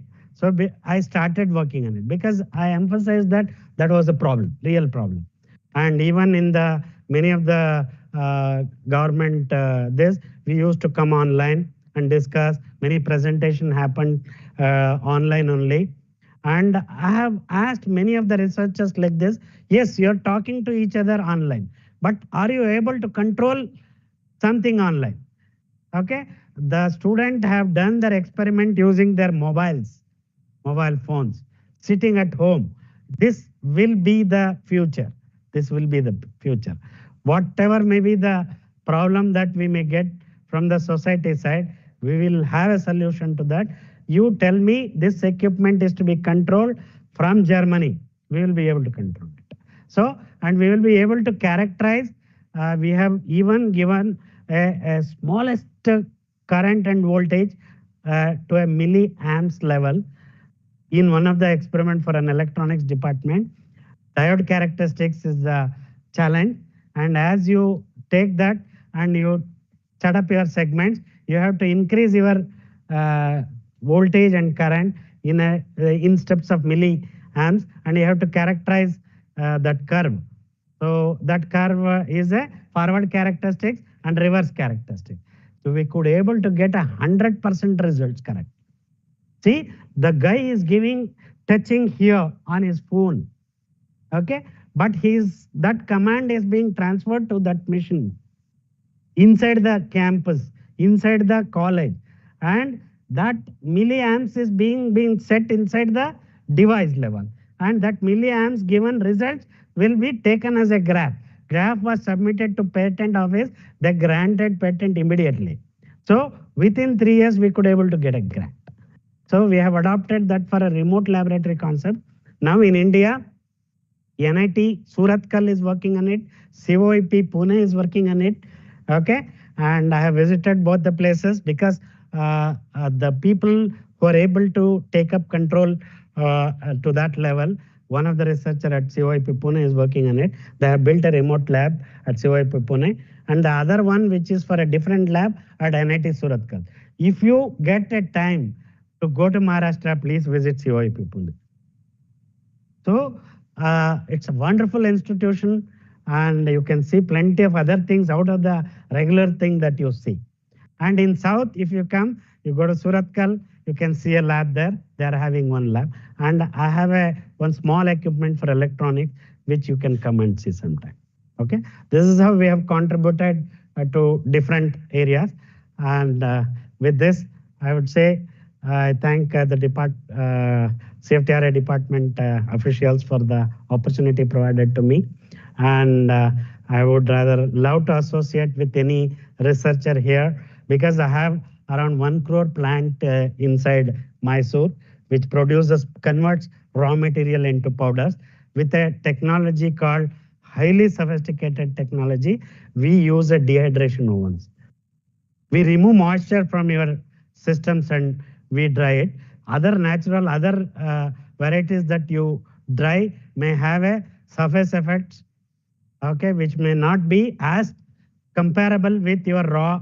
If I take a reports of this raw and compare that, definitely we have an imported machine which is giving a better results for us. So with this, I end up my talk. Thank you all for listening to me. Thank you.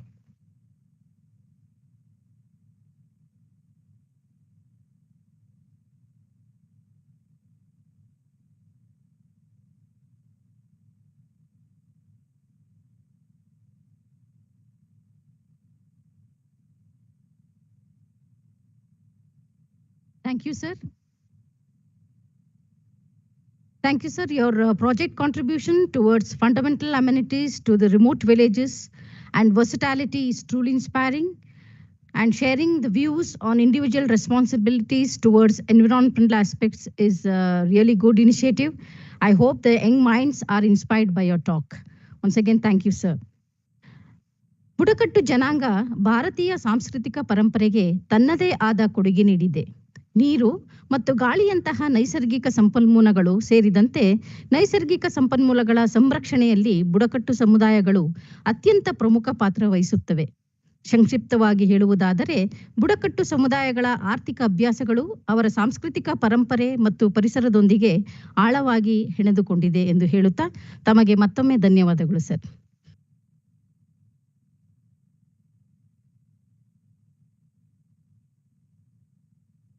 Now I request our respected director to felicitate the invited speaker, Dr. Prakash KR, Professor, as a token of gratitude and appreciation for gracing the function. I request our director, madam, and dignitaries to do the honors, please.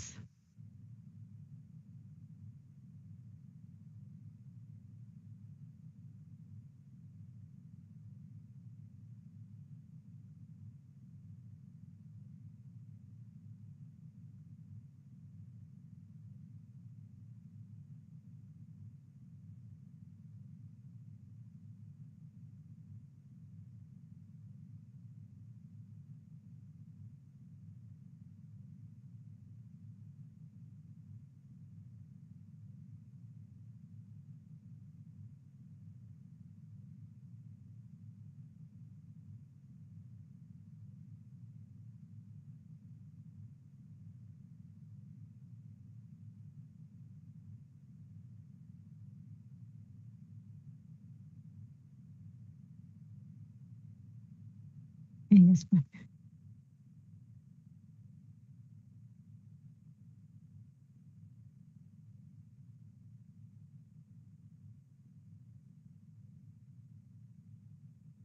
Thank you, sir and madam. Now I invite Dr. Sachin Eligar, Principal Scientist, TFAN Department, to introduce Dr. Sham Kureti, Dean, Faculty of Humanities, Rashtrasant Tukdoji Maharaj, Nagpur University, Nagpur, to the gathering. Dr. Sachin, please.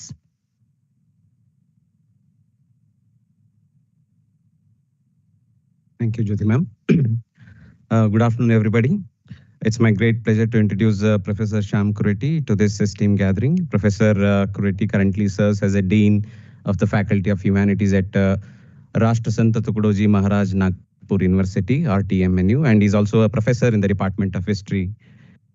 Professor Kureti holds a LLB degree and a PhD degree in history. Over the years, he has held several important positions at RTMNU, including Warden of the Dr. Nelson Mandela International Hostel, former Head of the Department of Political Science, Associate Dean of the Faculty of Humanities, Head of the Department of History, and now the Dean of Faculty of Humanities. He has also served as a member and chairman of numerous academic committees at RTMNU. Professor Kureti has published over 61 research articles, presented posters in more than 112 national and international conferences, and delivered over 170 invited lectures.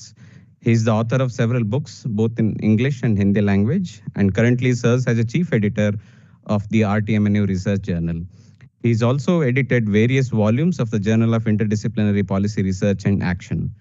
Professor Kureti has successfully guided 11 PhD scholars and has completed several major and minor research projects funded by UGC in New Delhi. He has presented his research at prestigious international conferences held in Sri Lanka, Indonesia, Thailand, USA, UAE. He is also a life member of several academic associations. His primary research interest is on the socio-economic and cultural dimensions of the Adivasi communities, with a particular focus on the Gonda community. Today, we are honored to have you here, sir.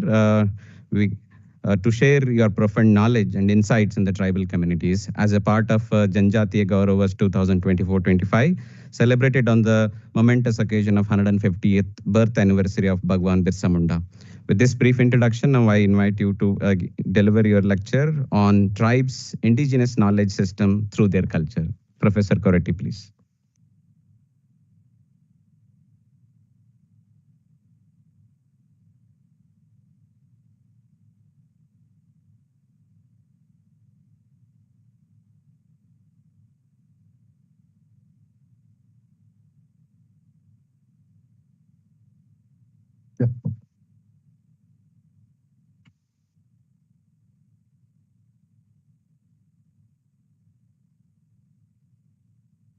So, at the outset, I thank you, Madam Chairman, Dr. Sridevi Singh Madam, Director of CSIR-CFTRI, Mysuru, for inviting me to deliver a lecture on the tribal knowledge and wisdom. At the same time that I also would like to thank you, Dr. Prakash sir, for making it possible to come to Mysuru and to talk on a very important topic, and that is too related to the tribals of India. I'm equally thankful to the highly intellectual scientists of this esteemed institution and the students who are sitting here since early in the morning, 10 o'clock onwards.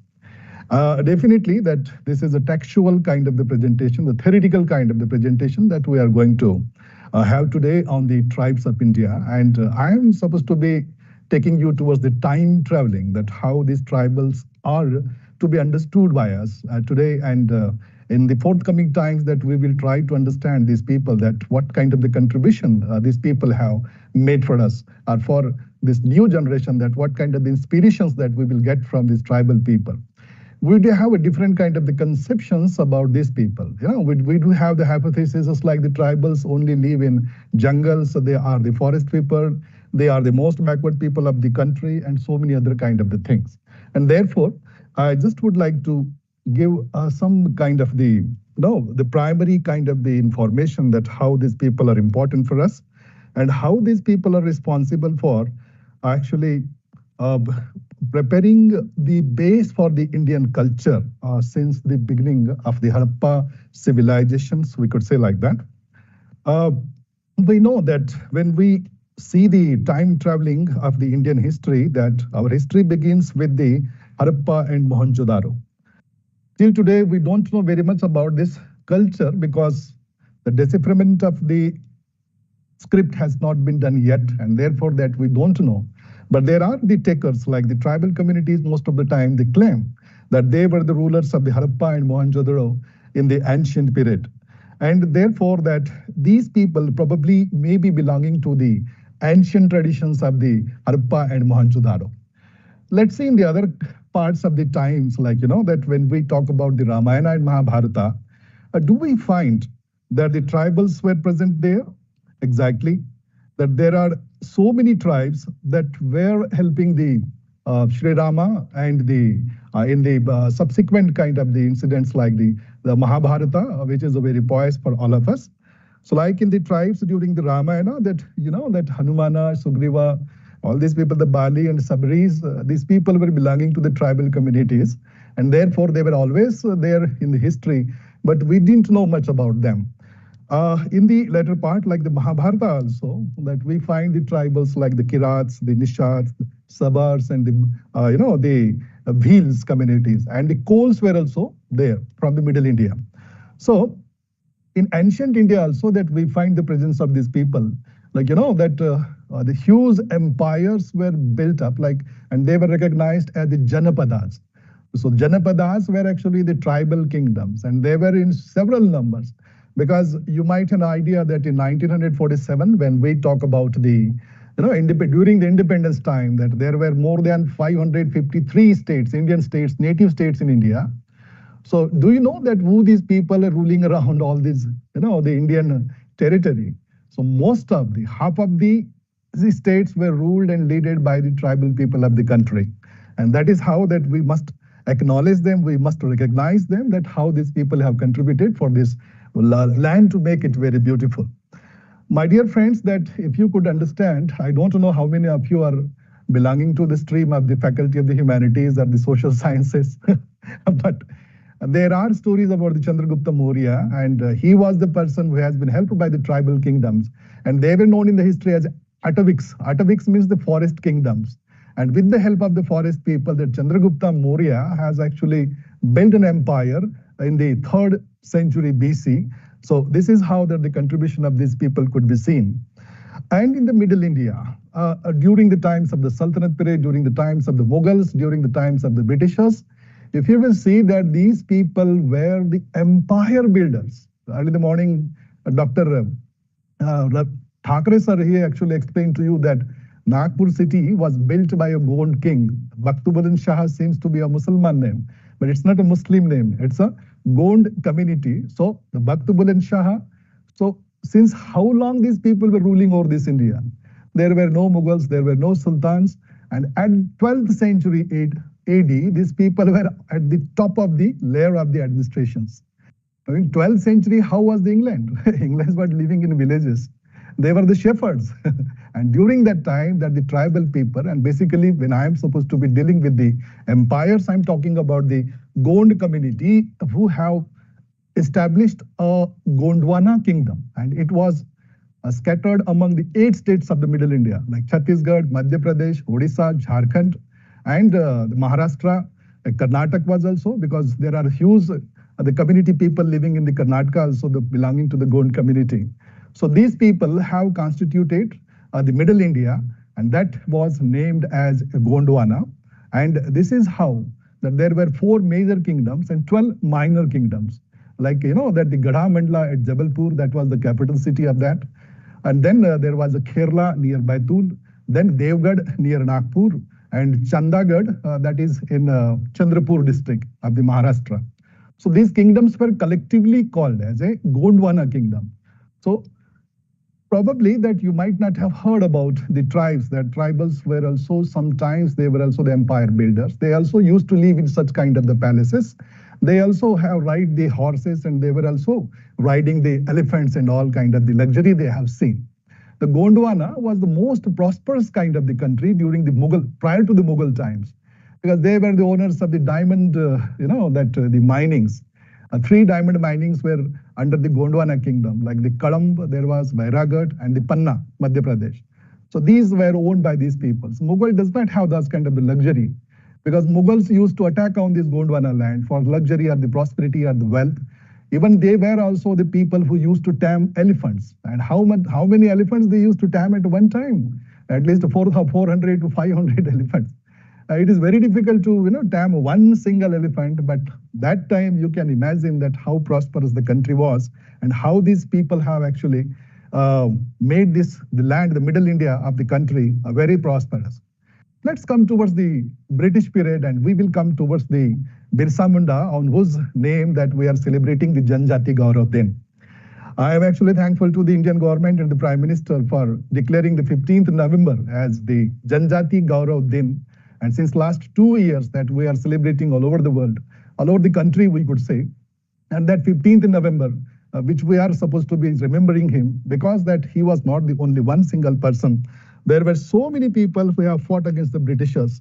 We know that in the history that Mangal Pandey was the person who has started the revolt against the Britishers. No. Mangal Pandey was not born in 1784 when the first tribal person whose name was Tantya Bhil. No, not he, was Tilka Manji. Tilka Manji, 1784, he was the person who killed the Britishers for the first time, and he was belonging to the Bihar area. So Bengal, Bihar, and Orissa, this was the first territory of the country which was acquired by the Britishers, and the tribals were the first who shot the bullets, or we could say that, that the arrows and these were kind of the things. And Gulel, I don't know how many of you remember that. It is slingshot. And with that slingshot, that he murdered one British person. So then his name was Tilka Manji, 1784. Before the 1857, 90 years before the 1857, the tribals were the first people who responded against the Britishers.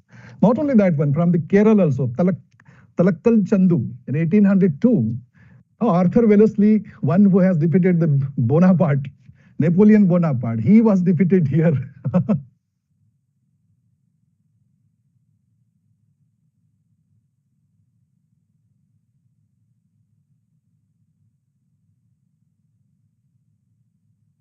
People attacked against Britishers. Wow. It was the first one, but it is a local history. No, I am just citing some of the examples. Okay, thank you very much for adding the information. Thank you. That is true. It's a great thing. In our Karnataka also, that we have so many, the Chennamma Rani from Chittoor. She was the lady who fought against the Britishers. So there were so many people, that, and the present president of the country, Murmuji, she is belonging to the Santhal community. And what this Santhal community did, they are from, once again, this Bihar and Jharkhand areas.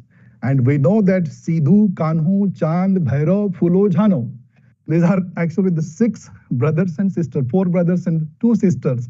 They fought against the Britishers prior to 1857. That is, in 1855, that all these people. And what is the significance of these people? You go to the Bihar, you find the universities and agricultural institute and the research institute in the name of Sidhu, Kanho, Chand, Bhairav. So this is how that these people, the tribal people of the Santhal, they have contributed. Likewise, that there are some other states like, that Chhattisgarh and Madhya Pradesh, we used to call them a very backward kind of the states, but the people belonging to that states, they have responded against the Britishers once again. 1854, that Dhurva Rao, he was one of the, we could say, the freedom fighter. Then in Jabalpur area, that there were 2 brother, not only brother, but father and son, Shankar Shah and Raghunath Shah. Do you have any idea that how these peoples have been killed by the Britishers? Shankar Shah and Raghunath Shah are the 2 persons who have been blown by the cannons by the Britishers in 1857. This is the single incident that is available in the Indian history. But we don't know because this kind of the history has not been mentioned into the mainstream history. And that's why the tribals have been isolated. And therefore that we don't know much about the tribal contribution for making this land beautiful. During the 1857, that several kind of the heroes, like from the Baburao Shedmake from the Chandrapur, then, that in Andaman Nicobar also, if you will try to understand that once again that we say that the tribal people only lives in jungles, but no, it's wrong. I will come to the next slide and I will show you that how these people are scattered around the country. But before that, I would like to give some more examples like Aluri Sitaram Raju from the Telangana Andhra. You know it very well. The Triple R movie was based on that story. And the Kumram Bhu was another character. If you could remember that how he fought against the Nizams of the Hyderabad in 1940s onwards. So like this, I'm having the names of these freedom fighters along with this Birsa Munda, 1875 to 1900. What was the age of Birsa Munda? Hardly he was 25 years. You are in 9th class and you are hardly 14 years somewhere. So you're more younger than you and elder than you, hardly 10 years or 11 years elder than you, that he was a Birsa Munda whose photo is kept on this stage, this dais. And he was the person who fought for the Jal, Jameen, Jungle. So what is the Jal, Jameen, Jungle? Jameen, these are the resources on which that the tribal life is mostly based, and therefore that they do not wanted to lose them against these Britishers, and that's why they wanted to secure them. And for that purpose that they have fought for the Jal, Jameen and Jungle. And that is how that fight has been started by, and he was recognized by the people as the Bhagwan, and therefore that his name is Bhagwan Birsa Munda. So these are the stories till 1947, that there are certain kind of the tribal people who were fighting for their rights, like Telangana, Tebaga and Warli. Warli painting, we know it, but Warli people, they were actually fighting against the Britishers. So this is how the contribution and the yogdan that we could see about the tribal heroes, the freedom fighters. But we have given much importance to the non-violence, and therefore that the violent history has been avoided, and that has never been kept into the curriculum. So this is how the contributions. Let's see that how that the contemporary tribes are there. We are talking about that several kinds of the plans, several kinds of the problems, that how the tribals are facing this and that problem. They are facing the poverty. They are living, they are the most backward people. They are economically, they are not powerful kind of the things. But this is the story after the destructions are of their kingdom. Because the tribal stories have been recorded by the Britishers first. And those people who have recorded, they were not the historians. They were the administrator people. Initially, the British administrators, they wrote about the tribal people. Then came the anthropologists, and then we could say that missionary people have recorded about the tribal people. But what they saw? They saw that these people have already lost their empires and they were living secluded somewhere in the jungles, somewhere in the forest, somewhere in the terrains. And therefore that what they saw, they have recorded. And as for my information, that anthropology studies the present, not the past. And in history, that people of the tribals of the India were nowhere because we haven't put them into the history of the India. We studied them into the sociology, we studied them into the anthropology, ethnography, But we haven't thought about the history of these people. Otherwise, the glorious history that belongs of the India to this community. Today that we find that more than 700 communities are living in India. Do you know that how many languages these tribal people used to speak? Like there are 870 plus languages that these people are preserving and they are speaking till the date. And that's why that is the situation. And these people constituted around 8.6 population of the country. Let's come to the another, that the dwelling places. So I was talking about this same thing, that how these people are called as a forest people only, because Dandakaranya, that was the name which was given to the middle India. But these tribal people are also available at plains. Like Nagpur, Nagpur, Chandrapur, there are certain areas where these tribal kingdoms used to rule, and chieftains were also there in the northeast also. So everyone was not living in the forest. Some of them were living in lands, or we could say the plain areas. In the Rajasthan also, we do have the large number of the tribal people. So it's a desert. It's not a forest. Then we do have the tribal people living near the coastal areas. Then we have the people like Pahadis, that the mountain people. So Himalayas and the northeast. So all these are occupied by the tribal peoples.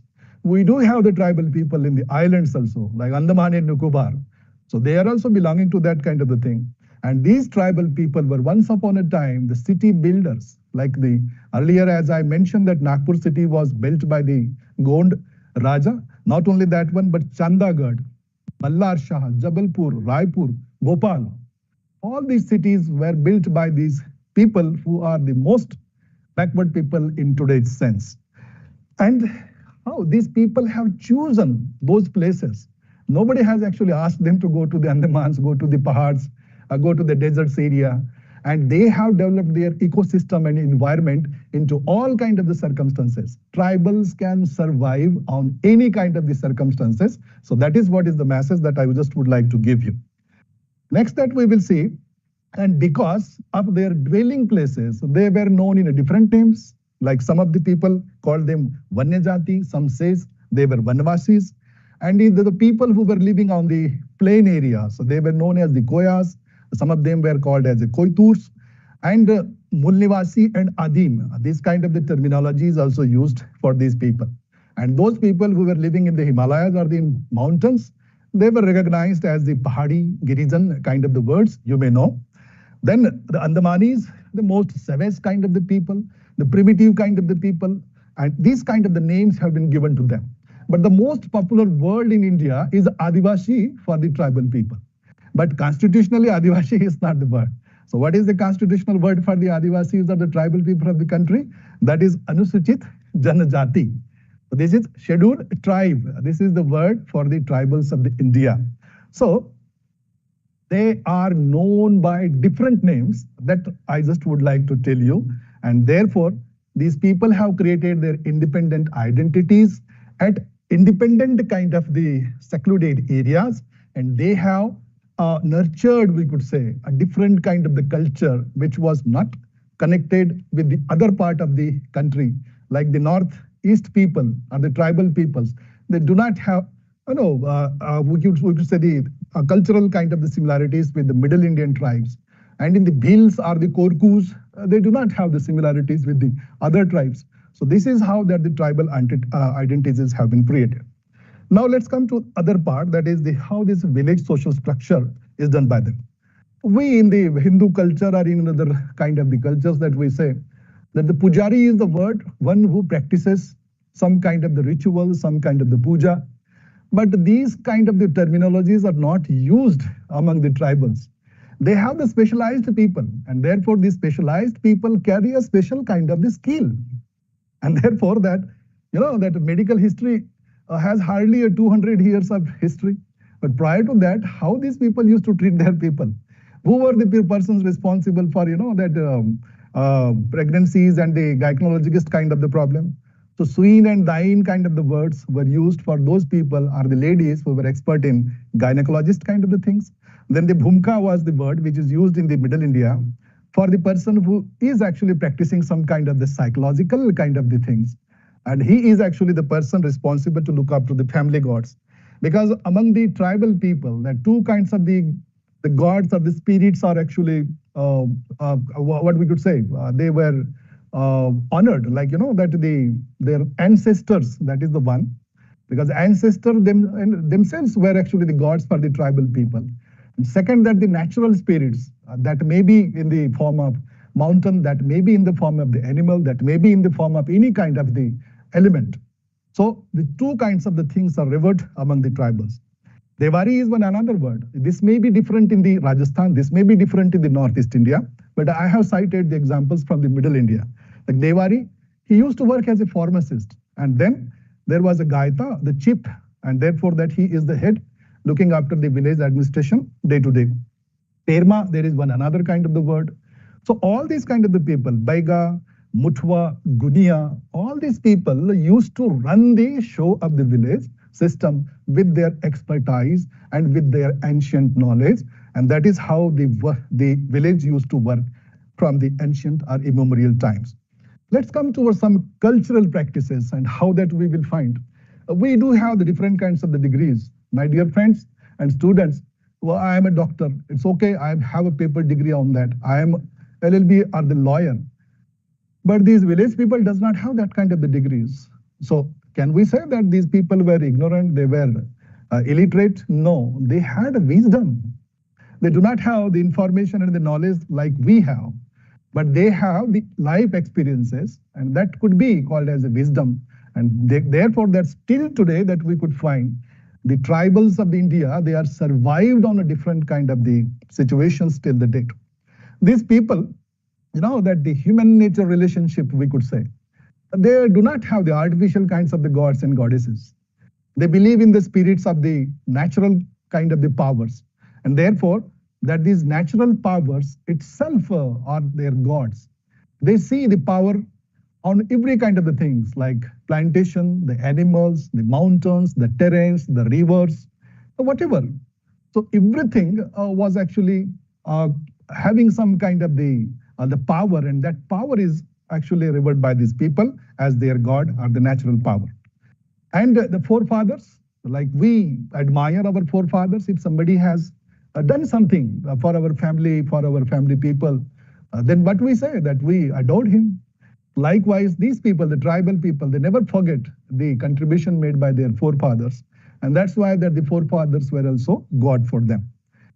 Tribal ornaments, well, actually, I was supposed to make a presentation with the pictures, but later on, it was difficult for me when I realized that, and it was quite very late. Have you seen the tribal people wearing ornaments? Yeah, exactly. In the Middle India, we had the people like the headgear. Some of the times we believe when we see and watch the movies that all the time that the tribal people might, wear that headgear. No. That is weird during the times of the gaming, like if they are going for the hunting purposes. So that is one of the things.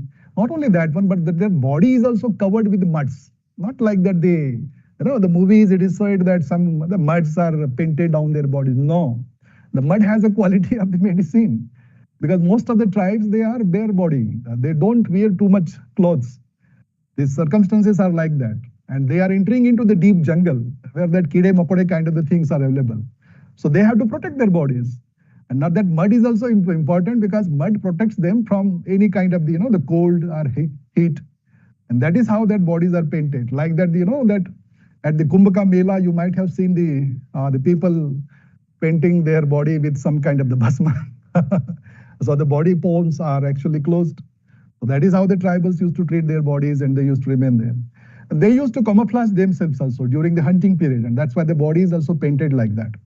And this is actually the natural way of, that every creature in the forest that tries to look big when it comes in conflict with another creature.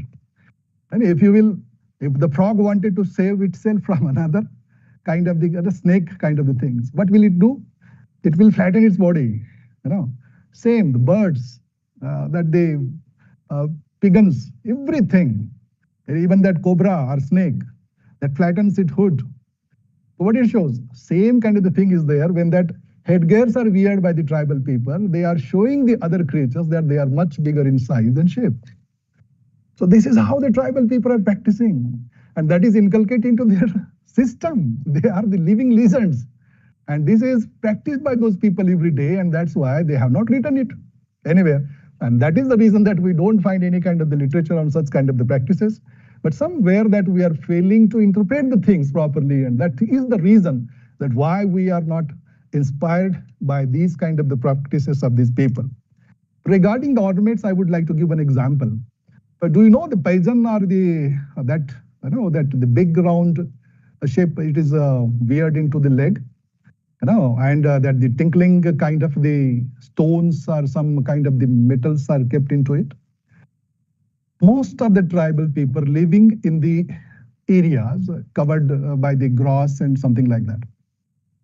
And you know it very well, but because I'm talking to the very intellectual kind of the generation, you know it very well that these creatures like kide, makode and the snakes even, they won't have the ears to listen. And the twinkling kind of the paisan, which is weird by the tribal ladies, that creates some kind of the vibration. And therefore that securely they can enter in any forest of the area and they can collect any kind of the atoms, foods or whatever it may be. So this is a science that these people have developed. But we haven't seen, we actually looked towards the ornaments as an aesthetic purpose only. No, the tribals had a different kind of the purpose. They used to wear several kind of the ornaments from here to here, everywhere. In the neck also you will find that. You just Google it up and you will find the tribal jewelry. So tribal jewelry does not mean for the aesthetic purpose, because in the tribal philosophy, everything is beautiful. Nothing is bad about that. Okay, so this is how that, and therefore I used to say that the tribal ornaments were armaments also. They were the protective gadgets of the tribal people, that we haven't looked into it in that way. So masking, that is one another thing. The masks, they used to wear the mask because previously that that Kabila wala used to fight with each other. So everyone looks like same. So how they will come to know that which group that this person is belonging to? So they have that identical kind of the masks. Like the Hanuman, the Sugrivas, all these people used to wear the mask because these masks were the identity, only identity. You have seen that the picture like Bahubali or something. So masks were used by the Kabila people, What for that? That is for identification of their community members. So likewise, that the mask culture, which is available, it is still prevalent in most of the communities and that is used by the tribal peoples and we haven't understood them properly. The same thing about the tattooing. It's a culture, it's a different kind of the culture. Today we do tattooing for fashion only, but it was not the fashion. Try to understand that our forefathers used to live in caves.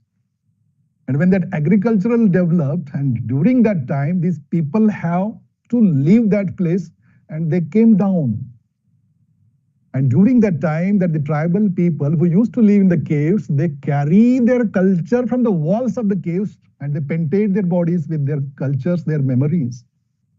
And because of that this tattooing is done among the tribal people. But now it's a very fashion. Everyone can do without understanding the meaning of tattooing. So this is how the science is that. So the body becomes the canvas. And the memories which they have actually already painted on the caves, they carried their memories with them on their bodies. I'm not saying this. The world famous painter, the Picasso, he has mentioned that. They were the first people who carried their culture with them. And then they came to the plain areas where they have practiced new kind of the evolution, the agriculture, because they cannot take the agricultural to the caves. The people have to come down to protect it. And that is how the things were happening. Now come towards the go-tool system, one of the very, the unique kind of the system that is practiced in most of the tribal people of the Middle India. You will be surprised to know that this go-tool system was the first school. It's an institution. Today that we are talking about the OGT, we are talking about the internship, we are talking about the full field projects and so many things. The people used to do that, everything into that go-tool, because go-tool was a place It inculcates the integrity and uniqueness among all the people who were the members of the Go-Tool system. And there that in that Go-Tool that these people used to share their stories. They used to share the local idioms. They used to share the wisdom sayings. Not only that one, but ecological kind of the aspects, the resources that are available around, and several things like medicines and herbal information was also shared by the people at that Go-Tool. Go-Tool was like a school where some kind of the discipline was maintained. But the people of the Western world, they have seen the Go-Tool system as a club, because that kind of the system was prevalent there, not in India. And therefore, that some of the times it is said that whether the tribals were so backward or they were so forward. So this is how the Go-Tool was. And the practice of the tribal people is that collective celebration of anything like birth, maybe death, maybe festival, hunting, or farming. They do not have the individual ownership. The tribals have the community ownership. Ownership of the tank, ownership of the forest is not of the single person. It's open for all. It open for all means it is open for the animals also. It is not somebody's property. That the tank or the water source which is available, that is for the animals also, animal kingdom also. So it is not owned by one single person. That is the thought that comes from the tribal people. Today also we don't see, because the land is known as Dharti Mata. They cannot sell it into the market. Today also that we know that the land is not sold by these people. So this is how the things are there. And various other aspects like, the social system. I was talking to the Thakre sir in the morning, yesterday I think probably, and we were sharing some of the information regarding the social structure of the tribals of the Middle India particularly. Cross-cousin marriage system is there. What is the meaning of that? The meaning is that the purity of the blood is practiced by these people. Not only that one, but that there are some certain kind of the responsibilities given to the sagas, the paratrees are there, the clans are there. One clan has the responsibility to protect one animal. One clan has the responsibility of protecting one plant and any other element, the geographical element, whatever it may be. So this is how the one community protects 3 atoms, another can consume them. So this is how that the ecological balance could be made among the tribes. And this is a very important kind of the cultural aspect, which is still practiced in some of the part of the India. Snakes, they are very much important. Not only the snakes, but they used to tame any kind of the animal. And they knew it very well that where to touch. So taming the animals is not an easy task. If they can tame elephants, they can tame horses because they were the kings. So they knew it very well that how to touch, how to calm down the animals. The snake was one of them because most of the tribes of the Middle India, they are known as the Nagas. So they knew the importance of the venom, and venom is used to cure some of the diseases also, and it is used for the other purposes also. So these kind of the practices were still there. A simple test I have seen with my naked eyes in my own village. My father practices in my village that nobody has died because of the snake bite in my village. What is the simple kind of the method to test whether that the snake which has bite or bitten, it was poisonous or not? The chili is present in every home of the village. So first of all, that the people bring that chili, just chew it, whether it gives you the natural taste or it is something else. If it is natural, you are normal. Snake is not poisonous. That is the simple taste. Because we have seen during the corona that what was lost? The taste. If you are poisonous, your taste will be changed. These kind of the practices are still practiced in most of the villages, and that is how the people's life is protected. And therefore that this kind of the knowledge is very important for all of us, because otherwise what we could say, why we will search for the hospital, and hospital will be at 100 kilometers away. Till that time, that hardly within 15 or 20 minutes the person will die. Okay. And therefore that these people have developed their own kind of the ecosystem wherever they used to live. The traditional hunting gathering economy And these people are very much important. They know it very well, that which animal is consumable, which is not. Every animal could not be killed, and the balance has to be made. And the shifting cultivation was one of them. That was once upon a kind of the trick or the technique, the zoom cultivation, the shift cultivation, the crop rotation, the mixed, we could say the crops kind of the thing was formed. So that kind of the farming was practiced. Today, it is not possible because of the increased population, and we do not have that much kind of the land. And I'm not going to talk about the millets because I have seen the showcase that how this institute is working very hard for telling the people, the so-called the civilized community, that millets carry something which is important for all of you. Tribals, they do have the information about this, and therefore the kodo, kutki, all these are a very important kind of the food grains which are practiced and ate by those people. So they knew it very well, that which is important for their lifestyle. So everywhere in the country that people have developed their food culture. So food culture today, that that there is no culture at all in the market. All kinds of the vegetables you will find all the year. But the tribals were very particular about that, what to eat at what kind of the period. Their festivals are related with the agricultural, or we could say the crops. With the harvesting time, that they have a different kinds of the festivals. And all these kind of the festivals are connected with the agricultural cycle. And that seasonal kind of the fruits or seasonal kind of the grains or seasonal kind of the crops are very important for maintaining the body health. But today that we get everything anytime, whenever you want. And this is how that we have diluted the food cycle of the Indian culture. My dear friends, you will be surprised to know that it is said that these were the people responsible for extracting the metal from the mountains, and that too, a great steel, which is at Mehroli in New Delhi. You might have about that, that iron pillar is there, stood kept in the open. Agaria community is there in Madhya Pradesh and in Maharashtra also. That these were the people who have manufactured that iron pillar, which can be stand in front of the rain and sun for 1,000 years.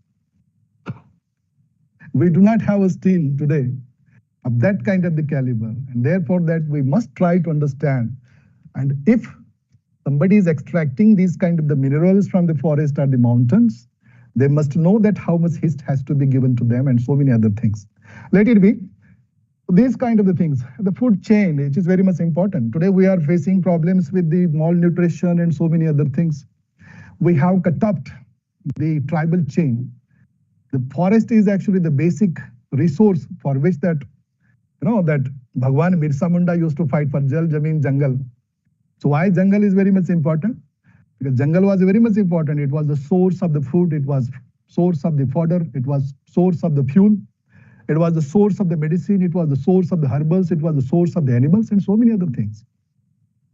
But during the British time, what happened? That the ban was imposed upon the tribals, that they cannot go freely into the forest. They cannot carry with them any kind of the axe. And that is how that we have cut down the food chain of the tribals people. And today we are fighting with the problems of the malnutrition and so many other things. Simply the mahua, upon which that we are doing so many things nowadays. But amongst the tribals of the central India, that mahua is a very famous kind of the atom. Almost that 18 kinds of the foods are prepared by them. It is baked, it is boiled, it is fried. It is so many things are there. It is in all kind of the senses that it could be consumed. And that mahua tree is called as a kalpa vruksha for the tribal peoples of the middle India. So these kind of these several practices that we could find, that how these people were so intelligent, and they were using only the surrounding area or the ecosystem, and through which they have searched down their survival kind of the, the techniques. And therefore, let's come towards my last presentations. Within 2-3 minutes, I'm going to close because I know it's very heavy for all of you. But this is my duty and a humble duty that I must present the tribal people in a better perspective for you people, because otherwise you may carry a different kind of the perspective about the tribals. The tribals are not like that. which we understood till the date. Here in after this lecture, definitely your perspective will be definitely changed for these tribal people. I know that much. My dear friends, so all these kind of the knowledge which is scattered, which is inculcated among the cultural kind of aspects of the tribal people, that we need to search, review once again. The problems which we are facing today in the modern age, they may have the answers into the ancient kind of the practices that once our ancestors used to practice it. And all these people, the tribal people, basically, they were the persons who understood the language of the nature. They can speak to the animals. There are no human-animal conflicts among the tribal areas because they understand the language, the body language of the animals. They understand the call of the nature. And therefore that there are hardly casualties during the time of the corona and during the times of the tsunami. And therefore that their understanding about the tribal knowledge, their wisdom is very much important in today's concept, today's times also. There are certain things definitely that we need to understand, that core elements of the tribal knowledge system. Their stories are very much important, but today that we don't understand the tribal language. Their land management system, we do not understand. And nobody has taken cognizance. During the times of the British period and the Mughal period, the tribal land management has never been given proper importance. Agricultural knowledge system, medicinal knowledge, cosmology and spirituality, nothing has been taken carefully, and therefore that the problems arise so many. Today that we are facing the problems, different kinds of the challenges, the erosion of the knowledge, because in the modern concepts, in the schools and in curriculum, that we do not find the tribal knowledge system, and therefore we are not connected with our own roots. Go to the home and ask your fathers where your forefathers were belonging to. They will say that Mysuru, my forefather came, but prior to that, somebody was living in some dense forest or somewhere in the hill area or somewhere in the mountain area. So our roots, everyone who is present here at this moment, our roots are tribal roots.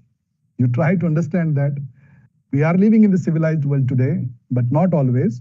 And therefore, that we must respect the knowledge which was developed by our people. So it needs several kind of the attention. The new generation must think about this, because there are certain things that comes from the tribal society. The original kind of the music that comes from the tribals, the original kind of the dance that comes from the tribals, original kind of the philosophy, if you want to learn, that will come from this untouched area. And not only that one, but everything, the life philosophy, that within a limited kind of the resources, how a person can survive, that we can learn from the tribals. Therefore, this is a humble submission before all of you, that the tribals are the people who have a long experience of living on this land. They have a collective memory of wisdom and knowledge. We must preserve them. We must respect them. Thank you very much for your patience.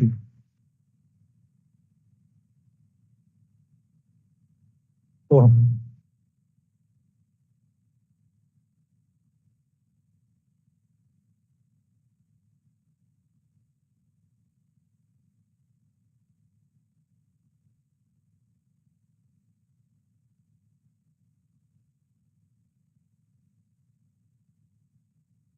Thank you, sir, for sharing the history of tribal heroes across the nation who fought for protecting the natural resources and human rights, and as well as for sharing the very interesting facts on traditional and cultural practices.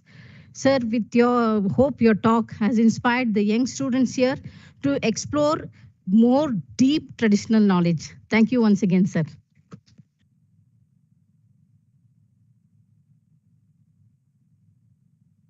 The tribal communities are exemplified with their strong social bonds, harmonious relationship with nature, and resilience in protecting cultural values. These are just a few attributes that make them special and sustain their culture in the modern world.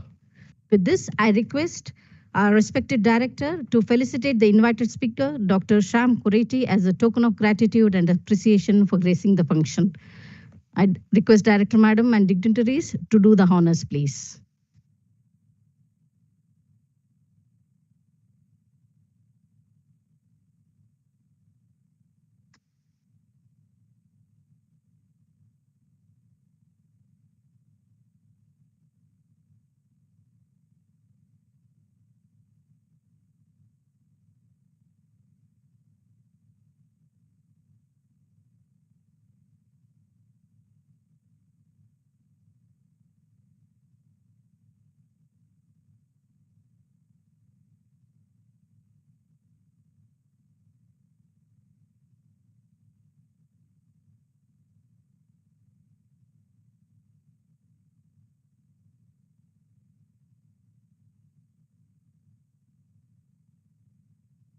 Thank you, sir and madam. I request the dignitaries to take the seats on the dais.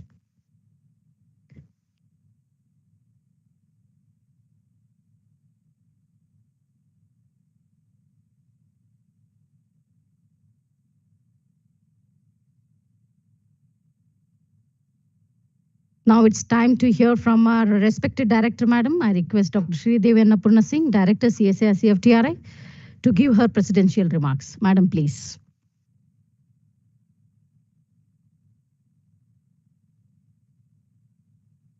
Good afternoon to everybody, and greetings on today's celebration of Janjatiya Gaurav Varsh, which marks the celebration of the 150th birthday of Bhagwan Birsa Munda throughout the year. I think it was really fascinating forenoon that we had. And I place on record my thanks to the organizing committee, first of all, for identifying and bringing these wonderful people to our campus. Our chief guest, Shri Thakreji, our guest of honor, Dr. Koreti, and Dr. Prakash from NIE Mysore. They were able to cover what school children can do if they are nurtured, what is the history of the tribals of our country, as well as what machine learning and artificial intelligence has to do with the tribes of India. I myself have grown up hearing many stories because my parents worked in the Anthropological Survey of India. So I have seen a lot of movies in the Andamans, how the people were guarding their practices by not allowing outsiders to come into their community and disturb them. And at that time, it looked as if they were primitive. Yes, it looked as if they were savage, but they were only guarding their territory, their practices, their culture, and what they knew to be their livelihood. And I feel today, I think we were so arrogant in between that we dismissed all those practices as they don't know and we know everything. And today we are realizing we are the poorer for our thoughts and our behavior. I am feeling, I have done my PhD, by the way. I'm called a doctor, but let me tell you, I cannot recognize the color if somebody were to put it in a box and shake it. No way. I do not remember names, but I was told, 5 minutes after somebody introduces, just now there was an example. I had to look at, to know the name, even though I've heard it 4 or 5 times. Somehow we have lost our ability, our brains are not functioning to their optimal. Whereas I hear that these children, you just tell them 100 things, and in the reverse order also, in the same order, they are able to tell you back. So who is richer and who is more knowledgeable? Definitely not me. And coming to the okay, I have worked for 34 years in the area of food. I am a student of food. So let us talk about food only. It is a basic need. All of us were working so that we can fill our stomachs and our dependents' stomach. Food is related to medicine in the way that if you eat the right kind of food, you don't need medicine. If you eat the wrong kind of food, no medicine is going to cure you. These are things that have been taught to us. It is also related to our health. Food is related to our health. Because if we eat the wrong kinds of food, definitely we are going to be the poorer and we are not going to enjoy maximum life. Now come to the tribal life. They lived, of course, India must have had a lot more forest than it had now. They knew how to live in equilibrium with nature. There was nothing called waste. The food processing industry today hardly processes in India up to 10% of what we are producing. 40% goes waste in some of the sectors. That is leading to a lot of greenhouse gases. That is leading to climate change. No, we use a lot of plastic to package our food. We waste a lot of food after all the processing that is done. All of this is causing disease also. There's a lot of contamination. There is a lot of, adulteration. All of this are leading to concerns on food safety. Now come to the way the tribals live. They were going to nature. They were using the tools that naturally they possessed, and there was no waste. What little is there is biodegradable and it goes back to nature. Today we are trying to rediscover all of this through many, many ways, and probably we are not in a winning situation right now. So whether it is music, whether it is food, whether it is medicine, whether it is the way they built their houses. I was in the Andaman recently and I went to a museum where there was a house, Nicobaris house. You know, Nicobaris are one of the tribals that live in the Andaman and Nicobar Islands.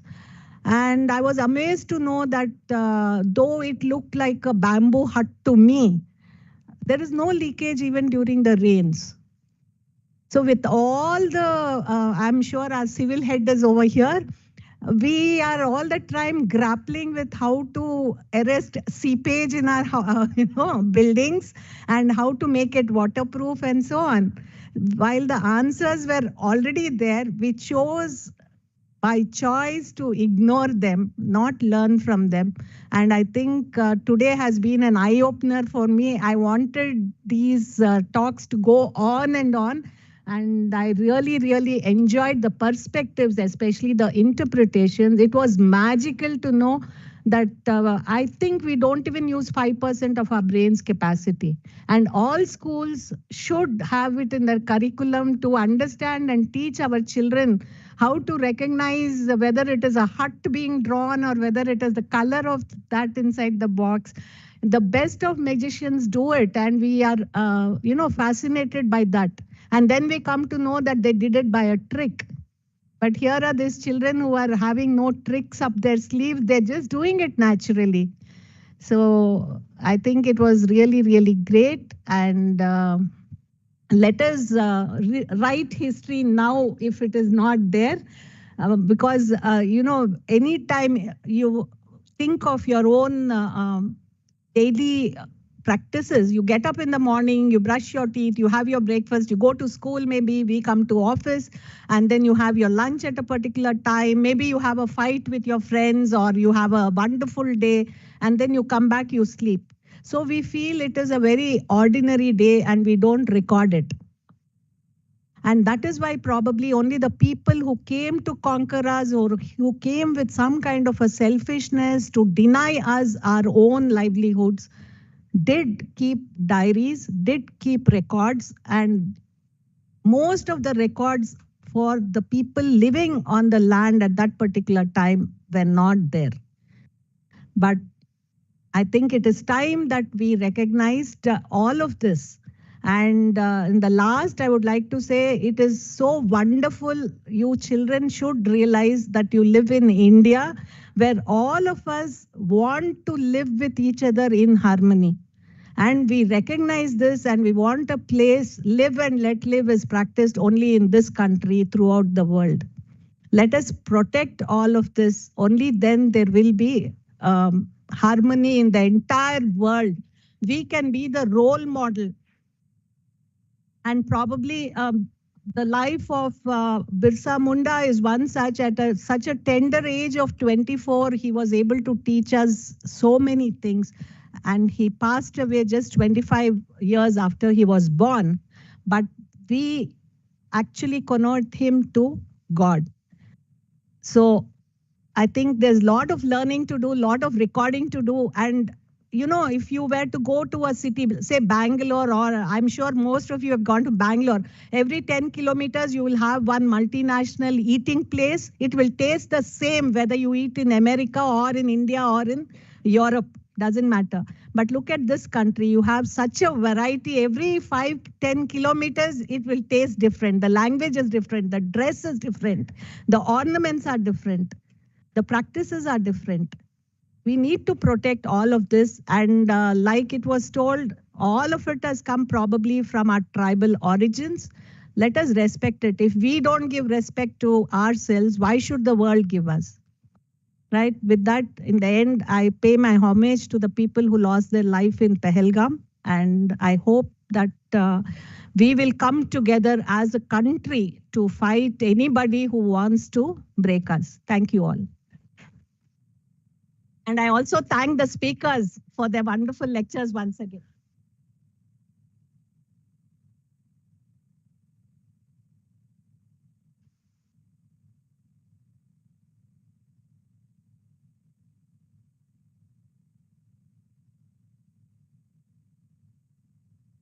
Thank you, madam. Thank you for those inspiring and sincere appreciation of the special talents imbibed among tribal community. Thank you once again. Now we have teachers from Kendriya Vidyalaya. I request the teachers to come on the stage to receive the felicitation from our director, madam, and I request the director, madam, to do the honors.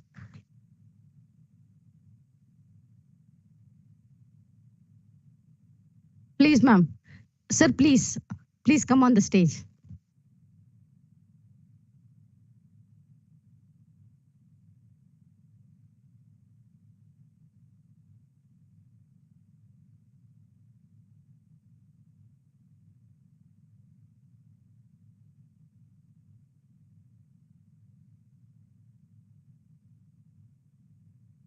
Thank you, teachers, for accompanying with the students. Hope the students are enriched with a lot of knowledge here today. Thank you all once again. We have come to the end of the program. I invite Shri D. Murmu, Administrative Officer, CSIR-CFTRI, to propose vote of thanks. Murmu, sir, please.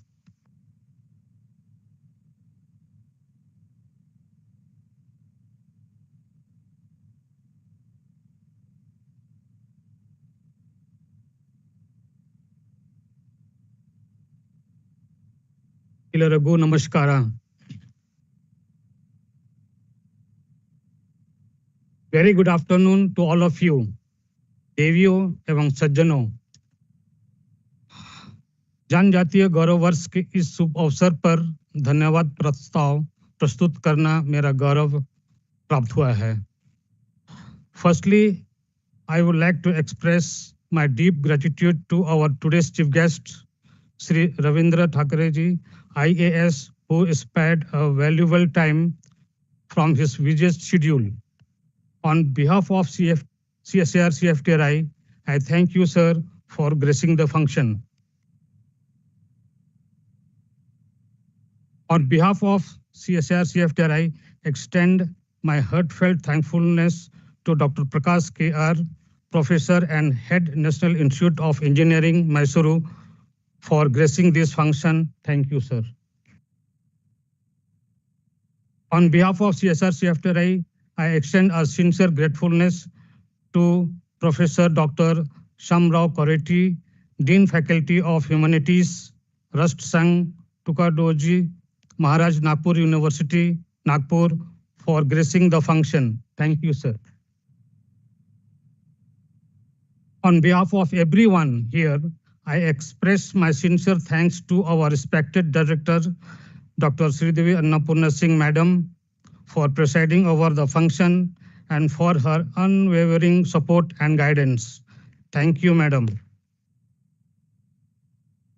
I express my heartfelt thankful to Dr. Prakash M. Halami, Chief Scientist and Head MFT Department and Nodal Officer of this function, Janjatiya Gaurav Varsh, for his constant support in organizing this function. Thank you, sir. I express my sincere thanks to Sri K. Ravi Kumar, Controller of Administration of this institute, for introducing our today's chief guest, Sri Ravindra Thakare, IAS, to the gathering. Thank you, sir. I express my thanks to Ms. Priyadarshini and Dr. Sachin for introducing the invited speakers on this occasion. Thank you, sir. My heartfelt thanks to all of the heads of the departments, ITS and CS department, TTBD, INP, EMM, CCM, Agri-Horticulture, Transport, Canteen, Administration, Finance and Accounts, Store and Purchase, of their valuable contribution and cooperation. Your presence has made a difference, and we hope that the knowledge and connections gained today will have a positive impact on all of us. मैं यहाँ उपस्थित सभी लोगों को तहे दिल से धन्यवाद अर्पित करना चाह रहा हूँ, खासकर विभिन्न विद्यालयों से आए हुए विद्यार्थियों को जो कल के भविष्य हैं, और उन सभी जो वर्चुअल प्लेटफॉर्म से शामिल हुए हैं, उनको भी मैं तहे दिल से धन्यवाद अर्पित करना चाह रहा हूँ। इस आयोजन को एक शानदार सफलता बनाने के लिए एक बार फिर आप सभी को धन्यवाद। Thank you all.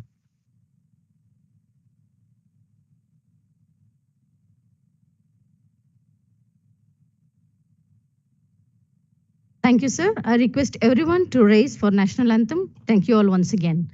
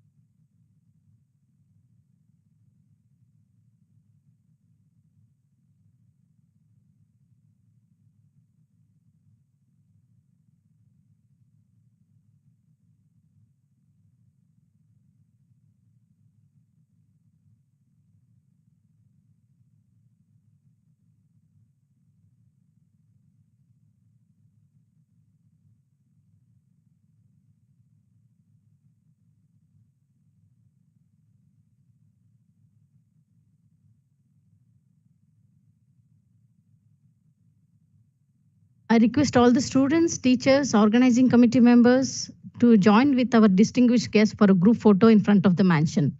Please assemble in front of the mansion. Thank you all.